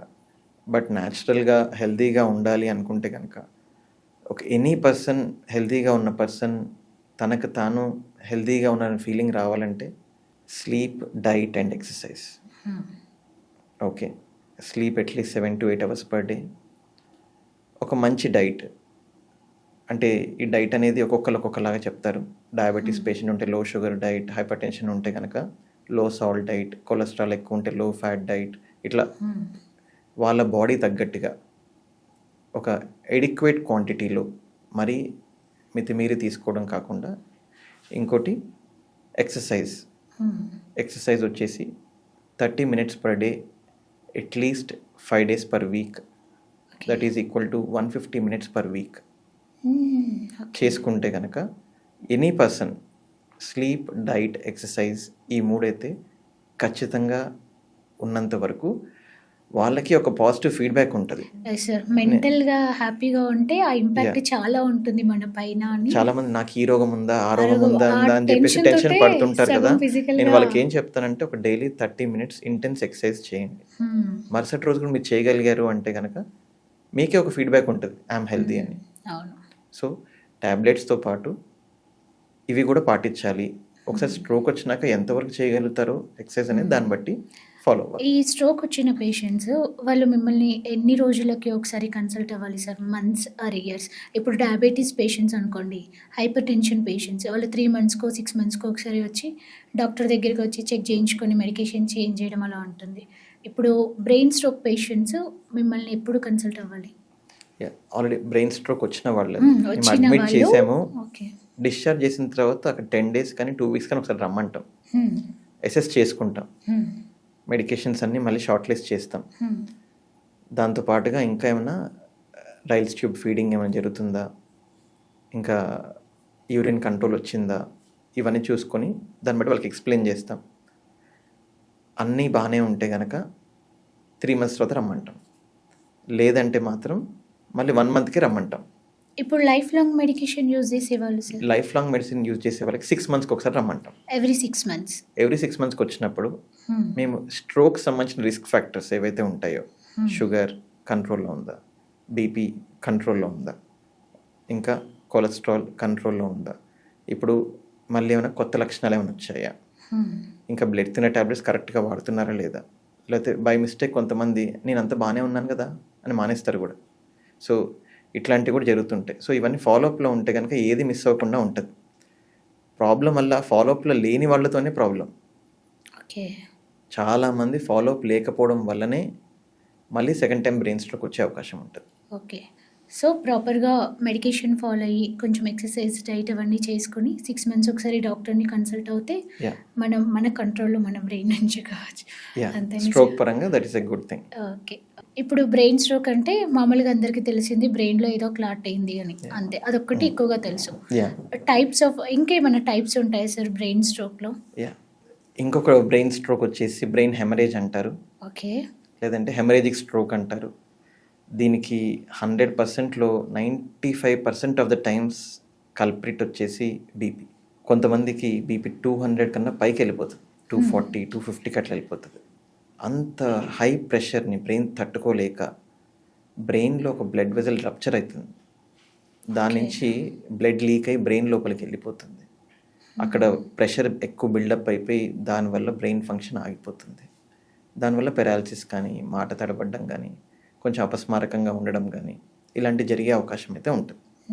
సో రూట్ కాజ్ వచ్చేసి బీపీ. మనం అర్జెంటుగా బీపీని కంట్రోల్ చేయాలి. ఫస్ట్ థింగ్ కంట్రోల్ చేస్తే లోపల జరుగుతున్న ఆన్గోయింగ్ బ్లీడింగ్ని మనం కంట్రోల్ చేసిన వాళ్ళం అవుతాం. ఓకే. ఓకే, దీనివల్ల ఏదైతే బ్లీడింగ్ అయిందో అదంతా న్యాచురల్గా అబ్జర్వ్ అయిపోవడానికి ఒక 4 to 6 weeks టైం పడుతుంది. బట్ కొంతమందికి చాలా ఎక్కువ క్వాంటిటీలో బ్లడ్ లీక్ అవుతుంది. వాళ్ళకి మాత్రం పేషెంట్ కండిషన్ కూడా చాలా తొందరగా డౌన్ అయిపోతున్నాడంటే అప్పుడు సర్జరీ కూడా అడ్వైస్ చేస్తాం. Okay. So first thing urgent ఎప్పుడైతే మనం గమనించామో ఫస్ట్ థింగ్ బీపీ కంట్రోల్ చేయాలి వాళ్ళకి. ఓకే, సో వీళ్ళు కూడా ఒక ఫస్ట్ 1 month కొంచెం హై రిస్క్, కానీ ఒక 1 month గట్టెక్కేశారంటే మాత్రం వీళ్ళు చాలా బాగా రికవర్ అవుతారు. కానీ ఫస్ట్ మాత్రం హై రిస్క్. ఇంకొకటి సార్, సడన్గా మనము నెక్ ఇటు తిప్పినా కానీ ఇక్కడ ఏదో చిన్న షాక్ లాగా అలా వస్తుంది. ఇంకా అక్కడక్కడ తలలో ఏంటి అంటే కొంచెం పెయిన్ ఉండడము, అక్కడక్కడ స్పాట్స్. అదేంటి సార్ ఆ సైన్స్ అన్నీ ఏంటి, అసలు సిమ్టమ్స్ అన్నీ దేనికి? మీరు ఇవన్నీ మీరు చెప్పిన లక్షణాలన్నీ యూజువల్గా మా దగ్గరికి వచ్చేవాళ్ళు ఒక లాంగ్ జర్నీ అయిన తర్వాత కానీ, లేదంటే అబ్నార్మల్ స్లీప్ పోస్చర్ ఉండే వాళ్ళకి కానీ, ఓకే, మేము వేరే వాళ్ళ ఇంటికి వెళ్ళాము, అక్కడ మ్యాట్రెస్ మాకు వేరే ఉంది, పిల్లో వేరే ఉంది, అలవాటు లేని లొకేషన్లో పడుకుంటే దాని తర్వాత ఇలా స్టార్ట్ అయిందని కామన్గా చెప్తారు. ఇవన్నీ బేసిక్ థింగ్స్. ఇలా జరిగినప్పుడు వాళ్ళకి మెడ పట్టేస్తుంది, మెడ తిప్పడానికి కూడా కష్టంగా ఉంటుంది, మెడ ఇలానే పట్టుకొని ఇలానే ఉంటారు వాళ్ళు. ఓకే, సో ఇది కొన్నిసార్లు జస్ట్ మజిల్ క్యాచ్ కూడా అవ్వచ్చు. సర్వైకల్ మజిల్ స్పాజమ్ అంటారు దీన్ని. ఓకే, వీళ్ళకి కొన్ని మెడికేషన్స్ ఇస్తే, మజిల్ రిలాక్సెంట్స్ ఇస్తే కొంచెం బెటర్ అవుతారు. ఇలా కాకుండా మనము కొంచెం హెడ్ టర్న్ చేసినప్పుడు సడన్గా నర్వ్ పించింగ్ లాగా వచ్చి అది మనకి తిమ్మిరిలాగా వచ్చి sudden electric shock like pain లాగా వచ్చినట్టయితే మాత్రం అప్పుడు it can be cervical radiculopathy. Okay, అంటే ఏంటి సార్ సర్వైకల్ రాడిక్యులోపతి? అంటే మనం ఎన్నో సంవత్సరాల నుంచి మనం మెయింటైన్ చేసిన పోస్చర్, మనము వర్కింగ్ పోస్చర్ ఎట్లా ఉంది, స్లీపింగ్ పోస్చర్ ఎలా ఉంది, మనం ఎన్ని వెయిట్స్ లిఫ్ట్ చేసాము, లిఫ్ట్ చేసే క్రమంలో నార్మల్గా లిఫ్ట్ చేసామా, అబ్నార్మల్గా లిఫ్ట్ చేసామా, ఎంత ఫ్రీక్వెంట్గా జర్నీలు చేస్తున్నాము, ఈ మల్టిపుల్ ఫ్యాక్టర్స్ వల్ల స్పైన్లో చాలా చేంజెస్ జరుగుతూ ఉంటాయి. ఈ జరిగే చేంజెస్ వల్ల డిస్క్లో బల్జెస్ వస్తాయి. ఓకే, ఆ డిస్క్ బల్జ్ అయ్యి నర్వ్ని టచ్ అయినట్టయితే మనము ఇలా తిప్పినప్పుడు ఆ డిస్క్ అనేది నర్వ్ టచ్ అవుతుంది. టచ్ అవ్వగానే మనకు పెయిన్ వచ్చేస్తుంది. మళ్ళీ మనం తల దగ్గర తీసుకురాగానే ఆ డిస్క్ మళ్ళీ దూరం అవుతుంది. ఇలా కూడా కొంతమందికి జరిగే అవకాశం ఉంటుంది. సో రూట్ కాజ్ దీనిలో వచ్చేసి disc bulge. Okay, disc bulge అయ్యి నర్వ్ని టచ్ చేసినట్టయితే ఒక ఎలక్ట్రిక్ షాక్ లైక్ సెన్సేషన్ లాగా వచ్చి హ్యాండ్కి, దాంతోపాటుగా తిమ్మిర్లు, ఇంకా లేట్ చేస్తే ఇఫ్ ఎట్ ఆల్ ఇట్లాంటి వాళ్ళు రియలైజ్ అయ్యి ఇంకా డాక్టర్స్ని కలిసి ట్రీట్మెంట్ తీసుకోకపోతే హ్యాండ్ గ్రిప్ కూడా తగ్గిపోయే అవకాశం ఉంటుంది. ఓకే, ఇప్పుడు మీరు తిమ్మిర్లు అన్నారు కదా సార్, అవి ఏంటి అంటే మామూలుగా ఇలాంటి సిచ్యువేషన్స్లో కాకుండా ఎక్కువసేపు ఒకే ప్లేస్లో కూర్చున్నా వచ్చేస్తుంది. అది అందరూ ఫేస్ చేస్తారు నాకు తెలిసి 100లో 70% పీపుల్. ఇంకొకటి సడన్గా కూర్చొని లేస్తాం కదా, ఏంటంటే కంప్లీట్గా కాలు ఉన్నట్టు కూడా తెలియదు ఆ తిమ్మిర్లు వచ్చినప్పుడు. పడిపోతుంటాము, నడవలేకపోతాము. సడన్గా కూర్చొని లేచినప్పుడు లోపల బ్లడ్ సర్క్యులేషన్ది తెలిసిపోతుంది, ఏదో ఫాస్ట్గా మూవ్ అయినట్టు. అసలు తిమ్మిర్లు ఎందుకు వస్తాయి సార్? అలా కూర్చొని అక్కడ బ్లడ్ సర్క్యులేషన్ అవ్వదా? మామూలుగా ఈవెన్ హ్యాండ్ ఆల్సో ఏదో కొంచెం సేపు ఒక 15-20 minutes అలా ఒక ప్లేస్లో కాన్స్టెంట్గా ఉంచినా తిమ్మిర్లు వచ్చేస్తుంటాయి. ఇంకా ఒక్కొక్కసారి తలంతా తిరిగినట్టు ఏదో మూవ్ అవుతున్నట్టు అలాంటి సిమ్టమ్స్ కనిపిస్తాయి కదా సార్. అసలు ఇవన్నీ ఎందుకు వస్తాయి? యా, మీరు ఎక్స్ప్లెయిన్ చేసినట్టుగా తిమ్మిరిగా, ఇంకోటి కాలు ఉందా లేదా అని మొద్దుగా. అసలు తెలియదు సార్, మొద్దు మరిపోతుంది అంటారు కదా. ఒకటి తిమ్మిరి, ఒకటి మొద్దు. ఇవన్నీ సెన్సేషన్ రిలేటెడ్ కంప్లైంట్స్. ఓకే. ఇవన్నీ సెన్సరీ నర్వ్స్ సంబంధించిన కంప్లైంట్. కాళ్ళు చేతులు ఉండే కాళ్ళల్లో చేతుల్లో ఉండే నరాలకి 2 రకాల నరాలు ఉంటాయి. ఒక నరం వచ్చేసి మూమెంట్ బలంని కంట్రోల్ చేస్తుంది, ఇంకో నరం వచ్చేసి సెన్సేషన్ని కంట్రోల్ చేస్తుంది. మనకి ఇఫ్ ఎట్ ఆల్ మూమెంట్ సంబంధించింది, బలం సంబంధించిన నరం పైన ఒత్తిడి పడింది అంటే కనుక కదలికలు కొద్దిసేపు తగ్గుతాయి. ఓకే. అదే స్పర్శకు సంబంధించిన నరం పైన ఒత్తిడి పడింది అనుకోండి, కేవలం తిమ్మిర్లు లేదా మొద్దు అనేది వస్తుంది. ఇఫ్ ఎట్ ఆల్ 2 నరాల పైన ప్రభావం పడితే మీరు చెప్పినట్టుగా తిమ్మిరి వస్తుంది, మొద్దు వస్తుంది, కొంతసేపు కాలు అనేది నడవడానికి ఇబ్బంది అవుతుంది. బట్ ఇక్కడ ఇంపార్టెంట్ పాయింట్ ఏంటంటే, బేసికల్గా ఈ ఎల్బో రీజన్లో, ఈ నీ రీజన్లో కొన్ని నర్వ్స్ సూపర్ఫిషియల్గా వెళ్తూ ఉంటాయి. ఓకే. మనం ఇలా చెయ్యి ఇలా పెట్టుకున్నప్పుడు ఈ రీజన్లో ఆ నర్వ్ పైన ప్రొలాంగ్ డ్యూరేషన్ ఇలానే పెట్టి ఉంచితే ఒత్తిడి పడుతుంది. ఓకే. తిమ్మిరి వచ్చింది కదని చెప్పేసి మనం ఏం చేస్తాం, చేయి తీస్తాం, అక్కడి నుంచి తీయగానే ఒత్తిడి రిలీవ్ అయిపోతుంది. ఓకే. రిలీవ్ అయిపోయి మళ్ళీ ఇలా ఇలా షేక్ చేసేస్తాము, కొంతసేపటి సెట్ అయిపోతుంది. ఓకే. సో ఒక 5 మినిట్స్లలో మళ్ళీ సెట్. యా, ఇది చెప్పాలంటే డిసీజ్ కాదు, ఓకే, నార్మల్ చిన్న discomfort. Okay. Okay. But set అయిపోతుంది తర్వాత అది. బట్ నెక్స్ట్ టైం మనం రూట్ కాజ్ ఓకే మనకి ఈ ఏరియాలో పెడితే ఇట్లా అవుతుంది అని చెప్పి మనకు అర్థమవుతుంది. ఇదే సిమిలర్ కంప్లైంట్ చాలామంది చెయ్యి ఇలా పెట్టుకొని నిద్రపోయేటప్పుడు కూడా ఇలా చెప్తారు. ఓకే.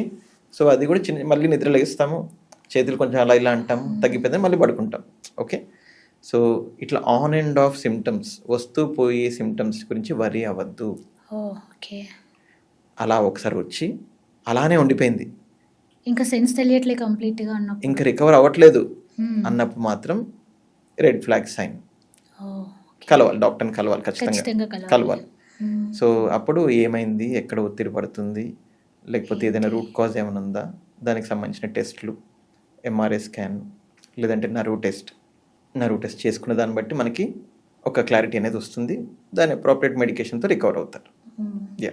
సో ఇవన్నీ ఒక ఎత్తు అయితే, diabetes patients, long standing alcohol తీసుకునే వాళ్ళు, ఇలాంటి వాళ్ళకి ఏంటంటే చివరగా ఉన్న నరాలు అంటే అరికాళ్ళు, లేదంటే అరిచేతులు, లేదంటే పైన పాదాలు, వీటిలో వాళ్ళు గమనిస్తారు ఆ తిమ్మిర్లు అలా వచ్చి ఇంకెప్పటికీ ఉండిపోతాయి అలానే కొన్ని నెలల తరబడి.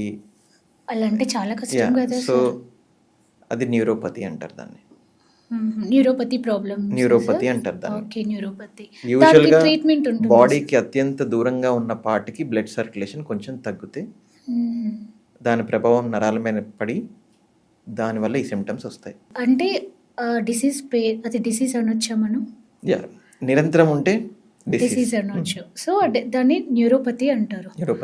అది ఇంకా వాళ్ళకి సొల్యూషన్ ఏమి ఉంటుందా సార్, డయాగ్నోస్, ట్రీట్మెంట్? యూజువల్గా షుగర్ అన్కంట్రోల్గా ఉన్నప్పుడు వస్తుంది. దాని షుగర్ని మనం కంట్రోల్ చేస్తే మళ్ళీ పోతుంది, కొంచెం తీవ్రత అయితే చాలా వరకు తగ్గుతుంది. మెడికేషన్స్తో ఇంకా కొంచెం తగ్గుతుంది. ఓకే. ఆల్కహాల్ బాగా తీసుకునే వాళ్ళకి, రోజు తీసుకునే వాళ్ళకి, alcohol is a toxin to the nerves. Okay. Toxin. So అది తీసుకున్నంత వరకు ఇబ్బంది పడతారు. దాని నుంచి బయటపడ్డ తర్వాత చాలా తీవ్రత తగ్గుతుంది. విటమిన్ లోపం ఉంటుంది ఆల్కహాల్ తీసుకునే వాళ్ళకి. ఆల్కహాల్ని డైజెస్ట్ చేసే క్రమంలో ఒక విటమిన్ అయిపోతుంది బాడీలో. సో ఆ డెఫిషియన్సీని మనం మళ్ళీ రీప్లేస్ చేస్తే దానివల్ల కూడా సిమ్టమ్స్ ఇంప్రూవ్ అవుతాయి. ఓకే. ఇంకొక ఇన్సిడెంట్ ఏంటంటే సార్, ఒకతను బైక్ పైన వెళ్తుంటే కింద పడిపోయారు. తనకి తలలో దెబ్బ తగిలింది. తను కోమాలోకి వెళ్ళిపోయాడు ఒక 10 days. తర్వాత డాక్టర్స్ ఏదో సర్జరీయో సంథింగ్ సెట్ చేశారు. తనకి బ్లర్డ్ విజన్ వచ్చేసింది సార్. అంటే ఎక్కువసేపు లైట్ చూడలేకపోవడము, తర్వాత ఇంకెక్కువసేపు నైట్ టైంలో, మార్నింగ్ టైంలో సన్ని కొంచెం సేపు చూసాక ఇంకా విజన్ తగ్గిపోతుందన్నమాట. తను అంత ఎఫెక్టివ్గా చూడలేకపోతున్నాడు. బ్లర్డ్ విజన్ స్టార్ట్ అయిపోయింది. తన ఏంటి కనిపించట్లేదు కదా అని ఖచ్చితంగా ఆప్థాల్మాలజిస్ట్ దగ్గరికి వెళ్తాము. అక్కడ డాక్టర్స్ ఏం చెప్పారంటే, మీ ఐ కంప్లీట్‌గా బాగుంది. ఎలాంటి ప్రాబ్లమ్ లేదు అని చెప్పారు. తను తర్వాత న్యూరాలజిస్ట్‌ని కలిసారు. న్యూరాలజిస్ట్‌ని కలిస్తే అప్పుడు డాక్టర్స్ చెప్పారంట, ఆ నెర్వ్ చితికిపోవడం సంథింగ్ బ్రేక్ అయింది. అది సర్జరీ చేసే ఆప్షన్ కూడా లేదు. మీ నెర్వ్స్ అంటే మన హెయిర్ లాగా థిన్‌గా ఉంటాయని చెప్పారంట. అది సర్జరీ కూడా అయ్యే ఛాన్సెస్ లేవు అని. ఇప్పుడు ఇంకొక డాక్టర్ ఏం చెప్పారంటే, న్యూరో సర్జన్, మీకు కంప్లీట్‌గా ఎలాంటి ట్రీట్మెంట్ చేయలేము. ఏదో ఒక ఫిజికల్‌గా కొన్ని ఎక్సర్‌సైజెస్ చెప్పారు. మేబీ ఇంప్రూవ్‌మెంట్ ఉండొచ్చు, ఉండకపోవచ్చు. కానీ కంప్లీట్‌గా ట్రీట్మెంట్ లేదు. కంప్లీట్‌గా అయితే డయాగ్నోస్ చేయలేము అని చెప్పారు. ఓకే. సో, ఇప్పుడు వాళ్ళేంటంటే మెంటల్‌గా డౌన్ అయిపోవడము, ఇంకా ఎక్కువ ఆలోచించడము, ఇంకా ఎక్కువ ప్రెషర్ అయిపోతుంది. దీనికసలు ట్రీట్మెంట్ ఉండదా సార్ ఇంకా? దానికి యాక్సిడెంట్ అయింది కదండి. యూజువల్గా ఇలాంటి వాళ్ళకి బ్రెయిన్లో ఎక్కడ బ్రెయిన్ డ్యామేజ్ అయిందనే దాన్ని బట్టి దానికి సంబంధించిన రెసిడ్యూల్ ఇష్యూస్ అంటారు వీటిని. దానికి సంబంధించిన సిమ్టమ్స్ కొన్ని ఉండిపోయాయి పాపం తనకి. మనం ఇక్కడ ఆలోచించాల్సిన విషయం ఏంటంటే, బ్రెయిన్లో ఒక్కొక్క భాగానికి ఒక్కొక్క ఫంక్షన్ ఉంటుంది. అవునా? ఏ భాగానికి ఏ ఫంక్షన్ ఉంటుందనేది వేరీ అవుతూ ఉంటుంది. కొంత భాగానికి ఓన్లీ చేయకాలే ఉంటుంది ప్రాబ్లం. ఇఫ్ అట్ ఆల్ ఆ భాగానికి డ్యామేజ్ ఉంటే అది పెరాలిసిస్ అయిపోయేది. ఓహ్! ఓకే. స్పర్శకు సంబంధించిన భాగంకి ఆ యాక్సిడెంట్లో డ్యామేజ్ అయి ఉంటే జీవితాంతం తిమ్మిరి వస్తూనే ఉండేది, లేకపోతే నొప్పి వస్తూనే ఉండేది. ఈయనకి బ్రెయిన్లో చూపు సంబంధించిన భాగం ఎఫెక్ట్ అయినట్టు అనిపిస్తుంది నాకు మీరు చెప్పిన విధానం బట్టి. ఇంత ప్రాబ్లం వచ్చినప్పుడు, ఒక యాక్సిడెంట్ అయినప్పుడు, బ్రెయిన్కి ఇంజురీ అయినప్పుడు యూజువల్గా లైఫ్ రిస్క్ చాలా ఉంటుంది. ఓకే. లైఫ్ రిస్క్ అంటే ఎంత ఇంజురీ అయిందో దాన్ని బట్టి లైఫ్ రిస్క్ అనేది ఉంటుంది. ఒక్కసారి ఇంత తీవ్రంగా అయినప్పుడు ఒక 20-30% పీపుల్ చనిపోతారు కూడా. ఓహ్! 70% పీపుల్ రికవర్ అవుతారు.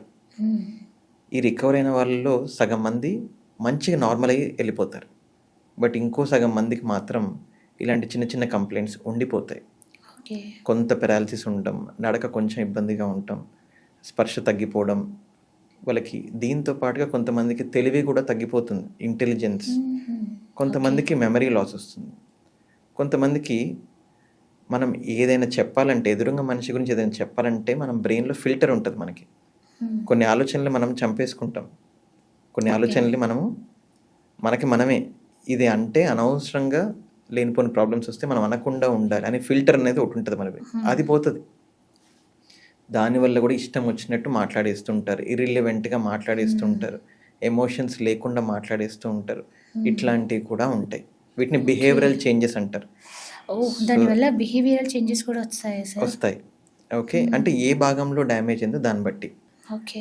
బట్ ఈయనకు ఇప్పుడు ఇలాంటి పేషెంట్స్ నా దగ్గరకు వచ్చినట్టయితే నేనేం చెప్తానంటే, వాళ్ళకి ఏ సిమ్టమ్ అయినా రానివ్వండి, హెడ్ ఇంజురీ అయింది, బ్రెయిన్లో డ్యామేజ్ అయింది, ఓకే, అప్పుడు కనుక మిమ్మల్ని ఫస్ట్లో ఐసీయూలో పెట్టారంటే కనుక మీరు చాలా క్రిటికల్ సిచ్యువేషన్లో ఉండే, దాని నుంచి మీరు బయటపడ్డారు. ఒక 30% మందికి ఇలాంటి సిమ్టమ్స్ ఉండిపోతాయి. మనం అనవసరంగా వీటిని చేజ్ చేసుకుంటూ ఉండొద్దు. ఓకే. ఒక 3 to 6 months వరకు ఎంత ఇంప్రూవ్మెంట్ వస్తే ఇంకా అదే ఫైనల్. ఓకే. ఫిక్స్ అవ్వాలి ఇంకా మెంటల్గా. ఇంకంతే, నా లైఫ్ ఇక్కడి నుంచి నేను స్టార్ట్ చేసుకోవాలి. వీళ్ళు ఏం చేస్తారంటే ఈ సిమ్టమ్స్ని చేజ్ చేసుకుంటూ ఉండి ఉండి ఉండి వాళ్ళ లైఫ్ని ముందుకెళ్లకుండా అక్కడే ఆగిపోతారు. ఓకే. నాకే ఎందుకు జరిగింది ఇలా అని ఒక థాట్ ప్రాసెస్లోకి వెళ్ళిపోతారు. బట్ ఒక 6 months తర్వాత ఇది ఇంకా ఫైనల్గా తీసుకోవాలి. ఓకే. రికవరీ ప్రాసెస్ ఉంటుంది, ఓకే, బట్ కొంత డెఫిసిట్ ఉండొచ్చు. బట్ మీరు భావించాల్సింది ఏంటంటే ఆ 30% లైఫ్ రిస్క్ దాంట్లో మీరు లేకుండే మీరు హ్యాపీగా మీ లైఫ్ని లీడ్ చేస్తున్నారు, ఒక నార్మల్ మనిషిలాగా లీడ్ చేస్తున్నారు. ఓకే. బట్ ఒక చిన్న ఇష్యూతో మీరు అంత పెద్ద ₹1,00,00,000 అప్పు ఉండే 99 లక్షలు తీరిపోయింది, 1 లక్ష మిగిలిపోయింది. సో ఓకే, అంటే ఏంటంటే 70% ఏదైతే బాగుందో దాన్ని జాగ్రత్తగా మెయింటైన్ చేసుకోవడం, దాని మీద ఫోకస్ చేస్తే బెటర్. Yes. ఆ 30%ని వదిలేస్తే బెటర్. ఎస్. సో ₹1,00,00,000 అప్పు ఉన్నప్పుడు 70 లక్షలు తీరిపోయిందని హ్యాపీగా ఉంటారా, 30 లక్షలు పోయిందని బాధపడతారా అనేది మీ అవర్ ఇష్టం. చాయిస్ అంతే. ఇంకొకటి రీసెంట్‌గా మోస్ట్ కామన్ అందరి నోట్లలో నుంచి వచ్చే పెద్ద ప్రాబ్లమ్ స్లీప్. ఈ స్లీప్ నిద్ర రావడానికి నానా తంటాలు పడతారు. ఏంటి టాబ్లెట్స్ ఏసుకోవడం ఒకటి, ఇంకా ఏదో కొంతమంది మ్యూజిక్ వినడము, ఇంకా కొంతమంది బాగా టీవీ చూసి, ఫోన్ చూసి స్ట్రెయిన్ అయిపోతాం కదా! నిద్రొచ్చేస్తది అని. ఇంకా పిల్లలు గూడా అంతే కొంతమంది. టీవీ ఫోన్ చూసుకుంటూ, మొబైల్ చూసుకుంటూ అలానే పడుకుంటారు. ఇంకా లైఫ్ లాంగ్ మెడికేషన్ యూజ్ చేసేవాళ్ళున్నారు. ఏజ్డ్ పీపుల్ ఉంటారు. వాళ్ళు మెడికేషన్ యూజ్ చేస్తారు. యాహ్! యంగ్‌స్టర్స్ అంతే. ఇంకా కొంతమందయితే నిద్ర రావడానికి తాగడం ఒకటి. Yeah! Alcohol. Yeah! Yeah! You are తాగితే రైట్. పడుకుంటాము. హ్మ్. మంచిగా తాగి పడుకుందాంరా అనుకుంటారు. ఓకే. ఇంకా కొంతమంది మామూలుగా టైర్డ్ అయిపోయి స్ట్రెస్ వర్క్ బాగా చేసి పడుకోవడం వేరు. హ్మ్. అంటే మన ఊర్లలో చూస్తాం కదా సార్! యాహ్! యాహ్! వాళ్ళు డే అంతా వర్క్ చేస్తారు. ఒక 7, 8:00కి హ్యాపీగా తింటారు. హ్మ్. తిని పడుకుంటారు. మళ్ళీ యాహ్! ఎర్లీ మార్నింగ్ లేస్తారు. ఓకే. ఇప్పుడున్న వాళ్ళైతే ఈ నిద్ర ప్రాబ్లమ్ చాలా ఎక్కువైపోయింది. దీన్ని యాహ్! ఎలా కంట్రోల్ చేసుకోవాలి? ఎలాంటి జాగ్రత్తలు తీసుకోవాలి? యాహ్! ఇది కంటిన్యూ అయిపోతే ఎలాంటి ఇంపాక్ట్, ఎలాంటి కాన్సిక్వెన్సెస్ మనం ఫేస్ చేయాల్సొస్తుంది? యాహ్! స్లీప్ అనేది కొంచెం కాంప్లెక్స్ టాపిక్ యాక్చువల్‌గా. ఓకే. దీన్ని విడమరిచి చెప్తాను కొంచెం. సార్.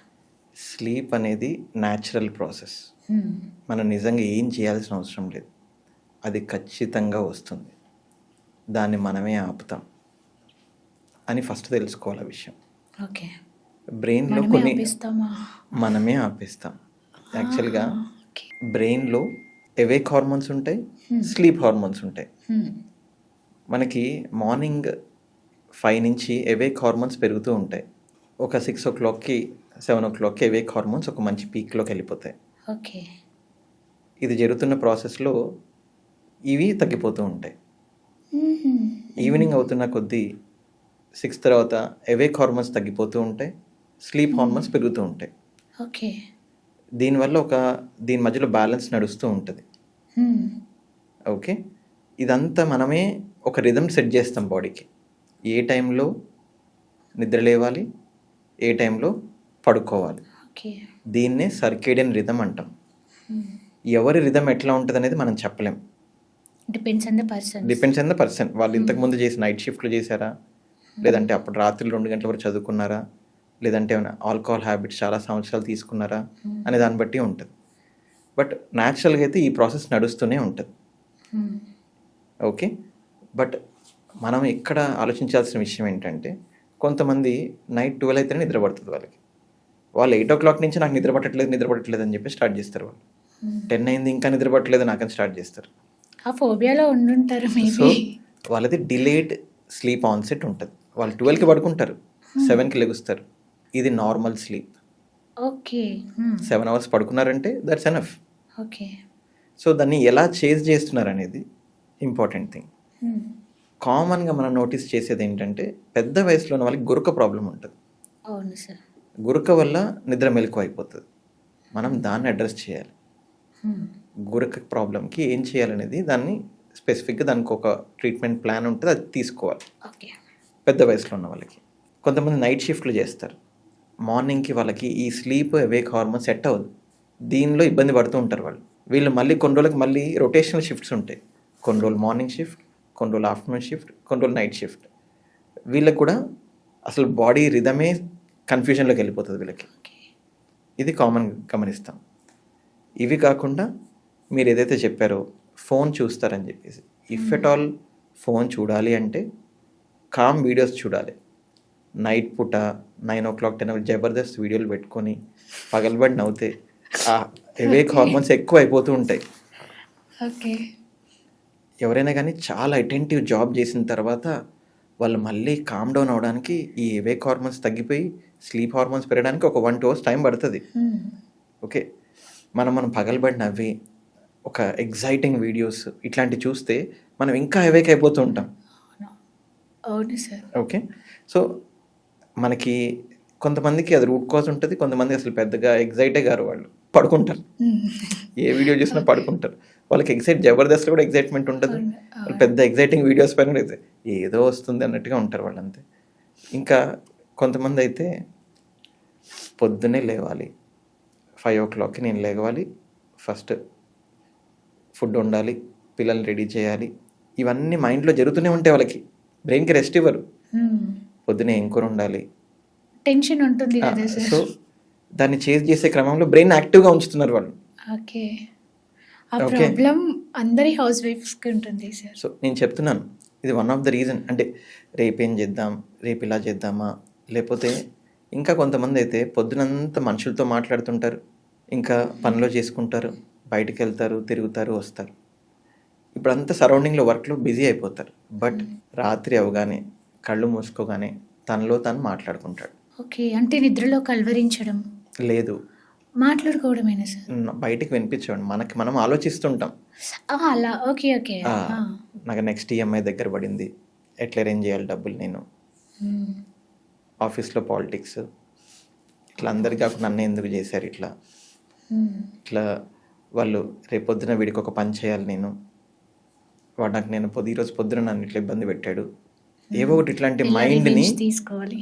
ఇలాంటివన్నీ ఆలోచించి మైండ్ని ఇంకా ఎగ్జైట్మెంట్లో ఉంచుతాం, హ్మ్. ఇంకా ఇవే హార్మోన్స్ పెంచుతూ ఉంటాం. ఇవి ఒక ఎత్తు అయితే, కొంతమంది యాంగ్జైటీ పీపుల్ ఉంటారు, వీళ్ళకి ఆలోచనలు ఆగవు. ఆలోచనలు అనేది ఫ్లైట్ ఆఫ్ థాట్స్, ఒక్క దగ్గర నుంచి ఇంకో దగ్గర, ఇంకో దగ్గర నుంచి ఇంకో దగ్గర, ఇంకో దగ్గర నుంచి ఇంకో దగ్గర, అసలు వెళ్తూనే ఉంటుంది వాళ్ళకి. వాళ్ళ బ్రెయిన్ కామ్ డౌన్ అవ్వదు. కొన్ని రీజన్స్ ఉంటాయి. కొన్ని రోజుల పాటు కొంతమంది ఆల్కహాల్ డైలీ తీసుకునే ఉన్నారనుకోండి, వాళ్ళు ఆల్కహాల్ తీసుకోవడం కూడా ఒక రీజన్ ఉంటుంది. వాళ్ళకి పొద్దునుంచి రాత్రి కష్టపడ్డాం, సంథింగ్ నాకు ప్లెజర్ కావాలి, నాకు ఒక ఆనందం కావాలని చెప్పి తీసుకుంటారు. ఓకే. కొంతమంది బాధలో తీసుకుంటారు. హ్మ్. ఆ రూట్ కాజ్ని మనం అడ్రస్ చేయగలగాలి ఫస్ట్ థింగ్. ఈ ఆల్కహాల్ అనేది తీసుకుంటూ ఆల్కహాల్ మీద మనిషి డిపెండ్ అయిపోతాడు, దానివల్ల నిద్ర వస్తుందని. ఓకే. యాక్చువల్గా అయితే రాదు, మెంటల్గా వాళ్ళు feel ఆల్కహాల్ అవ్వడం. వల్లనే బాడీకి ఆల్కహాల్ ఇస్తేనే నిద్ర అనేది అలవాటు చేస్తాడు, చేస్తాడు. అంటే బాడీకి అలవాటు చేస్తాడు ఆల్కహాల్ని. ఓకే. నేను చెప్పాను కదా, స్లీప్ న్యాచురల్గా వస్తుంది, హ్మ్. కానీ వీళ్ళు ఎక్స్ట్రా యాడ్ చేశారు. ఏదో చేయడం వల్ల ఇది అవుతుంది అని. హ్మ్. సో దానివల్ల మనకేంటి, ఆయనకి కూడా మెల్లగా ఆలోచిస్తే 10 o'clock స్టార్ట్ చేసిన 1కో 2కో నిద్ర కొంత వస్తుంది, అనుకుంటారు ఏదో ఒక 2 ఏదో hours టైంలో తప్పదు కాబట్టి పడుకుంటారు. సో తెలియకుండా. డిలేడ్ స్లీప్ ఆన్సెట్ అనేది ఉంటుంది. Hmm. బట్ ఓవరాల్గా కొంతమంది డిలేడ్ స్లీప్ ఆన్సెట్ ఉంటే 1కి పడుకున్నా 7కో 8కో లెగుస్తారు, అలా ఉన్నా ఓకే. లేదు ఎప్పటికీ రాలేదంటే మనం ఒక మెడికేషన్ పెట్టాల్సి వస్తుంది వాళ్ళకి. Hmm. సో మనం అండర్లయింగ్ రూట్ కాజ్ని ట్రీట్ చేయాలి. కొంతమంది వర్క్ వల్ల అటెంటివ్నెస్ కోసం ఎక్కువ కాఫీస్ తాగేస్తారు. సో ఈ కాఫీస్ తాగడం ఇవి కూడా ఉంటాయి. కొంతమంది ఓవర్ పర్ఫెక్షనిస్ట్లు ఉంటారు, everything at any point of time full active ఉంటారు వాళ్ళు. వీళ్ళు కూడా నిద్ర అనేది కొంచెం ప్రాబ్లంగా ఉంటుంది. ఫేస్ చేస్తారు. ఈ నిద్రలో స్లీప్ ఇనిషియేటింగ్ డిఫికల్టీ అంటారు. అసలు నిద్ర పడుతుందా, పట్టట్లేదా, పట్టిన నిద్ర మధ్యలో మెలకువ అవుతుందా. అవును, అదొక ఓకే. ప్రాబ్లం ఉంటుంది సో సార్. దీనిలో స్లీప్ ఇనిషియేటింగ్ డిఫికల్టీ ఒక ప్రాబ్లం, స్లీప్ మెయింటెనెన్స్ డిఫికల్టీ ఇంకొక ప్రాబ్లం. స్లీప్ ఇనిషియేటింగ్ డిఫికల్టీ అంటే మనం మాట్లాడుకునేంత, స్లీప్ మెయింటెనెన్స్ డిఫికల్టీ అంటే గురక ప్రాబ్లం వల్ల వచ్చిన నిద్ర పాడైపోవడం. ఓకే. హ్మ్. స్లీప్ మెయింటెనెన్స్ డిఫికల్టీ కొంతమంది డయాబెటీస్ పేషెంట్స్ యూరిన్ కోసం లెగుస్తారు, హ్మ్. ఫ్రీక్వెంట్గా లెగుస్తారు. హ్మ్. ప్రోస్ట్రేట్ ప్రాబ్లం ఉన్న వాళ్ళు కూడా ఫ్రీక్వెంట్గా లెగుస్తారు. ఓకే. వాళ్ళకి ఎవ్రీ 2 hours ఒకసారి యూరిన్ కోసం లెగవాలి. Hmm. వాళ్ళు 7 hours పడుకున్నారంటే ఒక 3 times లేస్తారు. ఒకసారి నిద్ర లేచిన తర్వాత Hmm. మళ్ళీ ఏదో ఒక ఆలోచన వచ్చింది అనుకోండి, మా వైఫ్ ఎందుకు ఇట్లా అన్నది నన్ను, ఇంకా లేకపోతే ఆఫీస్లో పడుకో. ఎందుకు అంతే సో నేను చెప్పేది అదే అనమాట. సో దేర్ విల్ బి ఒక డయాబెటీస్ కంట్రోల్ చేసుకోవడమా, లేదంటే ప్రోస్టేట్ ప్రాబ్లం అడ్రస్ చేయడమా, లేకపోతే అసలు ఫస్ట్ మనం రియలైజ్ అయ్యి ఓకే మనం దాన్ని ఏవేవి ఇగ్నోర్ చేయాలి అనే దాంట్లో కూడా చాలా వరకు మనం బెటర్ అవుతాం. కొంతమంది నైట్ 12కి నిద్ర పడుతుంది, 7కి లెగుస్తారు, వీళ్ళు కూడా టాబ్లెట్ కోసం వస్తారు. అవునా సార్? అంటే నాకు నైట్ నిద్ర పట్టట్లేదు అని, అంటే వాళ్ళు అంటే 10 to 12 వరకు ఓకే. 2 hours ఆ కోసం. 2 hours స్ట్రగుల్ అవుతున్నాం బెడ్లో, అంటే వాళ్ళకి తెలియదు దట్ ఈజ్ ఎనఫ్ అని, అంటే ఇది నా నార్మల్ లైఫ్ అని. ఓకే. అంటే మనం కొన్ని ఫిక్స్ చేసుకుంటాం కదా సార్, 9 to 5 గుడ్ స్లీప్ అని, 10 to 6 గుడ్ స్లీప్ అని. Yeah. ఇలా మనం ఏది ఒకటి కూడా అలా మ్యాక్సిమం చాలా మందికి అలా ఉంటుంది. అలా లేని వాళ్ళు వాళ్ళ బాడీని వాళ్ళని అర్థం చేసుకోవాలి. ఓకే. వాళ్ళ బాడీ ఫంక్షన్స్ అవి చూసుకొని నేను వీళ్ళకి ఏం చెప్తానంటే, మార్నింగ్ పూట వర్కౌట్ చేయకండి, సాయంత్రం పూట వర్కౌట్ చేయండి. బాడీ స్ట్రెయిన్ అయిపోయి నిద్ర వచ్చేస్తుంది. ఎస్. ఓకే. సో ఇది కూడా కొన్ని ఇట్లాంటి చిన్న చిన్నవి కొంచెం చెప్తుంటాం. మెంటల్ గా ఎక్కువ వర్క్ ప్రెజర్ కాకుండా, మామూలుగా అందరికి ఏంటంటే ఇప్పుడున్న జనరేషన్ లో ఫిజికల్ గా కాకుండా మెంటల్ ప్రెజర్స్ ఎక్కువ ఉన్నాయి, వర్క్ ప్రెజర్స్ ఏవైనా. సో కొంచెం ఎక్సర్సైజ్లు కానీ అవి యాడ్ చేసుకుంటే సో better. ఇవన్నీ కూడా ఉంటాయి. కొన్నిసార్లు యాంగ్జైటీ పీపుల్, డిప్రెషన్ పీపుల్, ఇంకా కొంచెం వాళ్ళు ఆ థాట్స్ నుంచి తగ్గిపోతుంది. బయటికి రాలేరు, వాళ్ళు స్టక్ అయిపోయి ఉంటారు. కొంతమంది ఫైనాన్షియల్గా స్ట్రెస్లో ఉన్న వాళ్ళు, చాలామందికి ఇలాంటి కాజెస్ ఉంటాయి. స్లీప్ రాకపోవడానికి ఒకటి మన వర్కింగ్ స్టైల్, మనకున్న హ్యాబిట్స్, మనం ఉండే ఎన్వైర్న్మెంట్, ఇంకా డిప్రెషన్, యాంగ్జైటీ, మన లైఫ్ స్టైల్ బట్టి చాలా వరకు ఉంటాయి. కొన్నిసార్లు ఎన్ని ప్రయత్నాలు చేసినా దొరకవు రీజన్స్. అలాంటి వాళ్ళకి మాత్రం ఫ్యామిలీ హిస్టరీ ఉందని అడుగుతాం. తోడబుట్టిన వాళ్ళకి కూడా ఓ 5 hours కన్నా ఎక్కువ పడుకోవట్లేదంటే సో మీ బాడీ తీరు జెనెటికల్గా అలానే ఉందండి అని చెప్పి ఓకే. చెప్తాం. జెనెటికల్ ఇంపాక్ట్ ఉంటుందా అయితే? కొంత ఉంటుంది. మీరు గమనిస్తే కనుక పేరెంట్ ఒకటే పోస్చర్లో పడుకుంటారు. అవునా సార్? ఎడం వైపు తిరిగి పడుకుంటే వీళ్ళు కూడా ఎడం వైపు తిరిగి అన్నిసార్లు కాదు. కొన్ని స్లీపింగ్ పోస్చర్స్, కాలు ఇలా పెట్టే పడుకుంటున్నాడు, ఈయన కూడా కాలు ఇలా పెట్టే పడుకుంటున్నాడు, నిద్రపోయేటప్పుడు కాళ్ళు ఊపుతున్నారు, ఈయన కూడా ఊపుతాడు, బేబీ కూడా ఊపుతుంది, ఇలా చెప్తుంటారు. స్లీప్ ప్యాటర్న్స్ కూడా కొన్ని ఉంటాయి. ఇంకా కొంతమంది పాపం స్లీప్లో ఇది చాలా ఇంట్రెస్టింగ్ థింగ్. కొంతమంది మా దగ్గరికి వస్తారు, నిద్ర పట్టట్లేదని చెప్తారు. ఆర్థోపెడిషియన్ దగ్గరికి వెళ్తారు, కాళ్ళ నొప్పులు వస్తున్నాయని చెప్పేసి. పాపం వాళ్ళు కూడా ఎక్స్రేలు తీసి అవన్నీ కూడా చేస్తారు. వాళ్ళకి రీజన్ దొరకదు. కొంతమంది తెలియక నిద్ర టాబ్లెట్లు కూడా పెడతారు. బట్ న్యూరాలజిస్టులు మాత్రం అర్థమయ్యే ఇంకో ప్రాబ్లం ఉంది. ఏంటి సార్? వాళ్ళు మంచం పైన పడుకోగానే కాళ్ళు లాగుతాయి. మంచం పైన పడుకోకుండా రోజంతా ఎంత తిరిగినా వాళ్ళకి కాళ్ళు లాగవు. రెస్టింగ్ పొజిషన్ ఉన్నప్పుడే కాళ్ళు లాగుతాయి వాళ్ళకి. వాళ్ళు ఫ్యామిలీ మెంబర్ని ఎవరో ఒకరిని పిలిచి కాళ్ళు ఒత్తించుకొని 30 minutes 1 hour అట్లా కొన్ని సంవత్సరాల పాటు ఒత్తించుకుంటూ నిద్రపోతారు వీళ్ళు. దీన్ని రెస్ట్లెస్ లెగ్ సిండ్రోమ్ అంటారు. దీనికి మంచి ట్రీట్మెంట్స్ యాక్చువల్గా ఉన్నాయా? బట్ వాళ్ళు డాక్టర్ దగ్గరికి వచ్చి నిద్ర పట్టట్లేదని చెప్తారు, లేదంటే కాళ్ళు నొప్పులు అని చెప్తారు. కానీ ఇలా ఎక్స్ప్లెయిన్ చేసినట్టయితే డాక్టర్స్ బాగా అర్థమవుతుంది, దానికి సంబంధించిన మెడికేషన్ పెట్టడం కుదురుతుంది. ఆ స్లీప్ అనేది నిద్ర టాబ్లెట్ కాకుండా రెస్ట్లెస్ లెగ్ సిండ్రోమ్ టాబ్లెట్ పెట్టడం వల్ల నిద్ర పడుతుంది. అంటే క్యూరబుల్ సార్? అది క్యూర్ చేసుకోవచ్చు? కొంతమంది బాగానే రికవర్ అవుతారు, కొంచెం ఒక 2-3 months కోర్స్కి ఇంప్రూవ్మెంట్ అవుతారు. ఇక కొంతమందికి లైఫ్ లాంగ్ మెడికేషన్ పెట్టాల్సి వస్తుంది. బట్ నిద్ర టాబ్లెట్ అయితే పెట్టాల్సిన అవసరం లేదు, వేరే టాబ్లెట్స్ ఇంకా చూస్తాం కదా. చిన్నప్పుడు గుర్తుంది, మా పెద్దమ్మ వాళ్ళు మాతో కాళ్ళతో తొక్కించుకునేవాళ్ళు ఇక్కడి నుంచి ఇలా. వాళ్ళు కొంతమంది ఏం చెప్తారంటే మా తాతకు కూడా ఉంది, నాకు వచ్చింది అంటారు. ఇది హెరిడిటరీ కూడా ఉంటుంది. ఓకే. ఇంకొకటి ఏంటంటే చిన్నపిల్లలు కానీ పెద్దవాళ్ళు కానీ నిద్రలో కలవరిస్తూనే ఉంటారు, ఏదో ఒకటి మాట్లాడుతుంటారు, సడన్గా లేస్తారు. ఇంకా కొంతమంది అయితే లేచి నడవడాలు కూడా చాలా రేర్గా, బట్ అలాంటి సిచ్యువేషన్స్ కూడా ఉంటాయి. ఈ నిద్రలో ఎందుకు కలవరిస్తారు సార్? ఇది స్లీప్ టాకింగ్ అంటారు. Sleep talking? అవును. ఓకే. ఇంకోటి స్లీప్ వాకింగ్ అంటారు. ఓకే. బట్ చాలా రేర్గా ఉంటాయి, చాలా అంటే చాలా రేర్గానే ఉంటాయి. స్లీప్ టాకింగ్ అయితే వింటుంటాం సార్ చాలానే.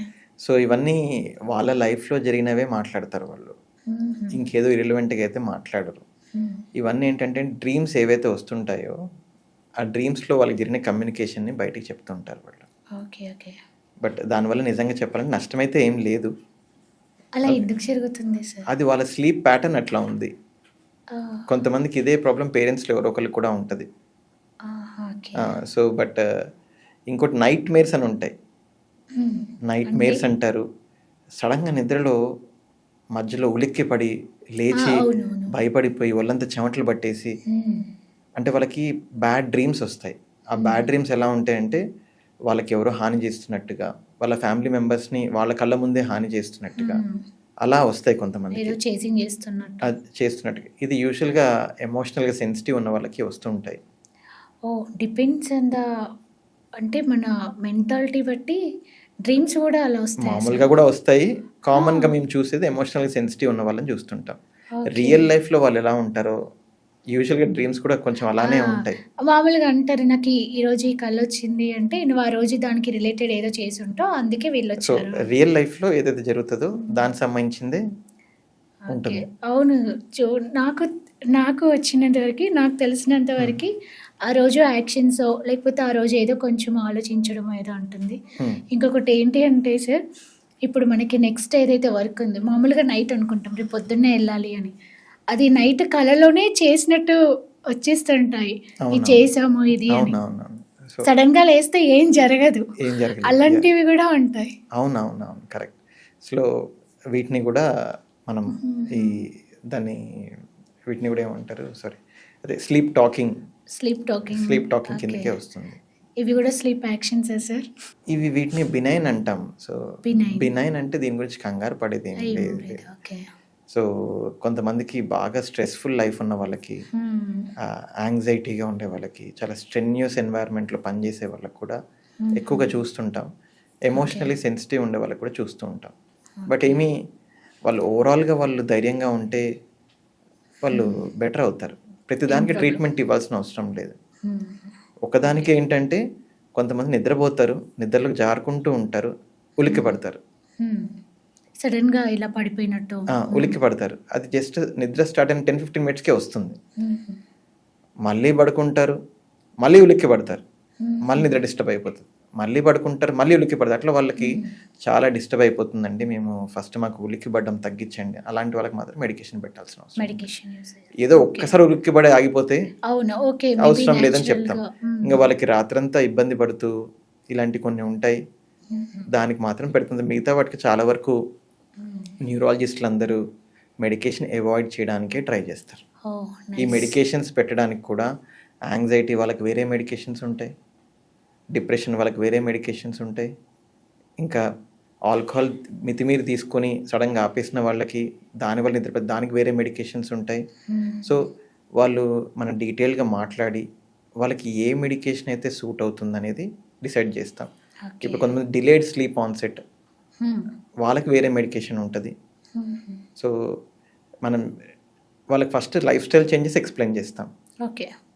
చాలా వరకు దీంతోనే వాళ్ళు రియలైజ్ అయ్యి వాళ్ళ బాడీని అర్థం చేసుకొని వాళ్ళు దీన్ని ఇగ్నోర్ చేసేస్తారు. నాకు అసలు ఉంది ప్రాబ్లమే కాదనుకుంటారు.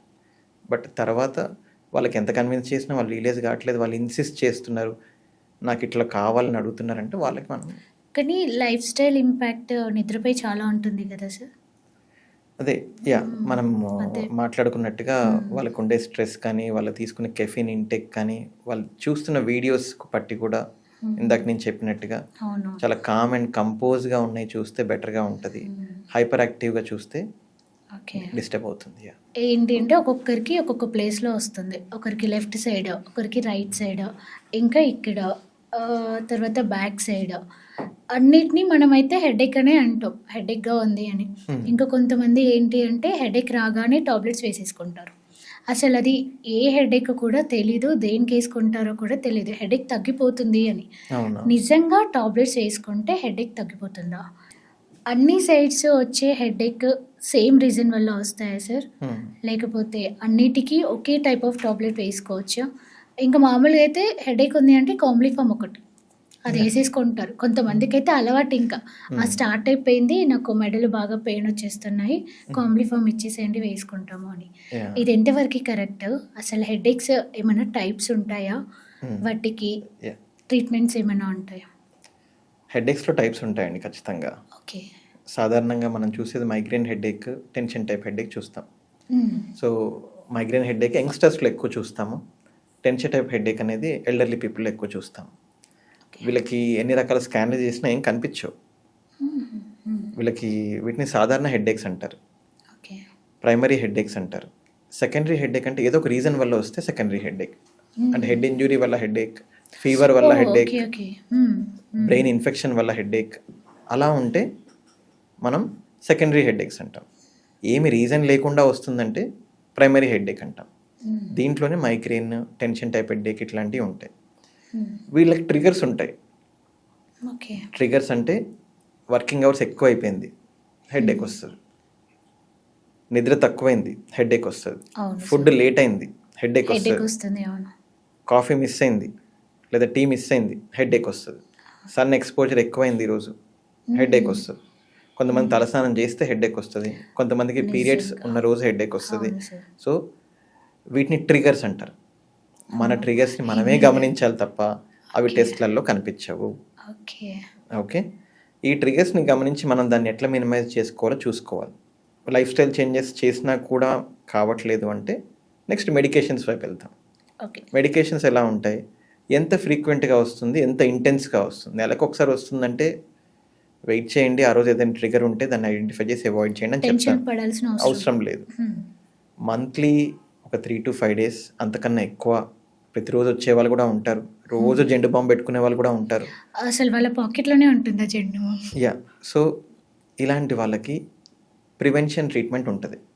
హెడేక్ రాకుండా చేయడానికి మెడికేషన్స్ చాలా ఉన్నాయి, వేరియస్ మెడికేషన్స్ ఉన్నాయి. దాంట్లో వాళ్ళ ప్రొఫైల్, వాళ్ళ బాడీ ప్రొఫైల్, వాళ్ళకున్న రిస్క్ ఫ్యాక్టర్స్, హెల్త్ ఇష్యూస్ బట్టి మనం ఏది సూట్ అవుతుందో డిసైడ్ చేస్తాం. ఓకే, ఇలా హెడేక్స్ ఎక్కువగా ఉండే వాళ్ళకి, తరచుగా వచ్చే వాళ్ళకి ఇంట్లో ఉన్న పని కూడా సరిగ్గా చేసుకోలేరు, వర్క్లో ఆఫీస్లో కూడా సరిగ్గా పని చేయలేరు. వీళ్ళ వల్ల పక్కన వాళ్ళ పైన వర్క్ ఎక్కువ పడుతుంది. ఓకే. నార్మల్గా లీవ్స్ అనేది పర్సనల్ పనుల కోసం తీసుకోవాలి, వీళ్ళు హెడేక్స్ కోసం కూడా తీసుకుంటారు. అవును sir. So they are losing the money also. Yes. ఇలాంటి వాళ్ళకి క్వాలిటీ ఆఫ్ లైఫ్ ఎఫెక్ట్ అయింది అని భావిస్తాం. ఓహ్! సో హెడేక్స్ వల్ల, నెక్ పెయిన్స్ వల్ల క్వాలిటీ ఆఫ్ లైఫ్ కూడా ఎఫెక్ట్ అయిపోయింది వీళ్ళకి. ఆఫ్ కోర్స్ అవుతుంది. వీళ్ళ వల్ల సరౌండింగ్ ఎన్వైర్న్మెంట్ కూడా ఎఫెక్ట్ అవుతుంది. వీళ్ళకి ట్రీట్మెంట్ ఇవ్వాలి. దీనికి migraine prevention treatment, headache prevention treatment అని ఉంటాయి. ఈ మెడికేషన్స్ పెట్టిన వాళ్ళు చాలా బాగా ఇంప్రూవ్ అవుతారు. వాళ్ళు ఒకటే ఇంప్రూవ్ అవుతారు. వాళ్ళు ఒకటే ఇంప్రూవ్ అవడం కాకుండా సరౌండింగ్ ఎన్వైర్న్మెంట్ కూడా హ్యాపీగా ఉంటుంది. సో ఎవరికైనా అంత ఫ్రీక్వెంట్గా ఇబ్బంది పడుతున్నారు అంటే ఖచ్చితంగా దీనికి సంబంధించిన ట్రీట్మెంట్ గురించి ఆలోచించాలని చెప్తాను నేనైతే. కొంతమందికి వన్ సైడ్ హెడేకే వస్తుంది, అది యూజువల్గా మైగ్రేన్ హెడేక్ ఉంటుంది. ఓకే. కొంతమందికి రెండు వైపుల హెడేక్ వస్తుంది, అది యూజువల్గా టీటీహెచ్ హెడేకే ఉంటుంది చాలా వరకు. టీటీహెచ్ అంటే tension type headache. Okay. Tension అంటే మెంటల్ టెన్షన్ కాదు, ఇక్కడ మన తల చుట్టూరా ఉండే మజిల్స్ లోపల టెన్షన్ బిల్డప్ అయి టైట్గా పట్టేసుకుంటుంది. ఓకే. అది టీటీహెచ్ అంటే. ఇంకా ఇది కాకుండా సిస్టమ్ పైన, ల్యాప్టాప్స్ పైన పనిచేసే వాళ్ళు ఓకే. చాలాసేపు వంగి వంగి ఈ నెక్ మజిల్స్ అను బ్యాక్ సైడ్ హెడ్ మజిల్స్ బాగా స్ట్రెయిన్ అవ్వడం వల్ల కూడా పెయిన్స్ వస్తాయి. వాళ్ళు పోస్చర్ కరెక్షన్ చేసుకోవాలి. వాళ్ళకి ఫస్ట్ రూట్ కాజ్ ఇది అని తెలుసుకొని వాళ్ళు దాన్ని కూడా మినిమైజ్ చేసుకున్నట్టే ఇంకా తొందరగా బెటర్గా రికవర్ అవుతారు. ఇక్కడ బ్యాక్ పెయిన్ వస్తే మా డాడీ సార్ ఎగ్జాంపుల్, ఇక్కడ పెయిన్ వస్తుంది కదా సార్, ఇదంతా లాగుతుంది, కాంప్లిఫామ్ టాబ్లెట్ తెచ్చుకొని వేసేసుకుంటారు. అదే ఈ రిపిటేటివ్గా పెయిన్ కిల్లర్స్ వాడటం వల్ల గ్యాస్ట్రైటిస్ ప్రాబ్లం వచ్చే అవకాశం ఉంటుంది. లేదంటే దాని ప్రభావం లాంగ్ స్టాండింగ్లో కిడ్నీ పైన ప్రభావం పడే అవకాశం కూడా ఉంటుంది. సో నా సజెషన్ ఏంటంటే నొప్పే రాకుండా ఒక 2 నెలలు కోర్స్ తీసుకుంటేనే పూర్తిగా దీని నుంచి రిలీఫ్ అయిపోతారు తప్ప ఇన్స్టెంట్గా ఒక 5 hours రిలీఫ్ కోసం ఈ టాబ్లెట్ వాడటం అనేది కరెక్ట్ కాదు. ఇప్పుడు చాలామంది నాకు హెడేక్ వస్తుంది, వెళ్ళి ఒకసారి టీ తాగుతాను అంటారు. నిజంగా టీ ఇంపాక్ట్ హెడేక్ తగ్గడానికి పనిచేస్తుందా? దానిలో ఉన్న గ్లూకోజ్కి వాళ్ళకి ఎనర్జీ వస్తుంది, వాళ్ళ బాడీ యాక్టివ్ అయిపోతారు. కానీ లేదండి, సార్ దాని ఇంపాక్ట్ డెఫినెట్లీ ఉంటుంది. యూజువల్గా 11 o'clock టీ తాగుతారు, దానివల్ల కొంచెం వాళ్ళకి ఎనర్జీ బూస్టప్ అవుతుంది.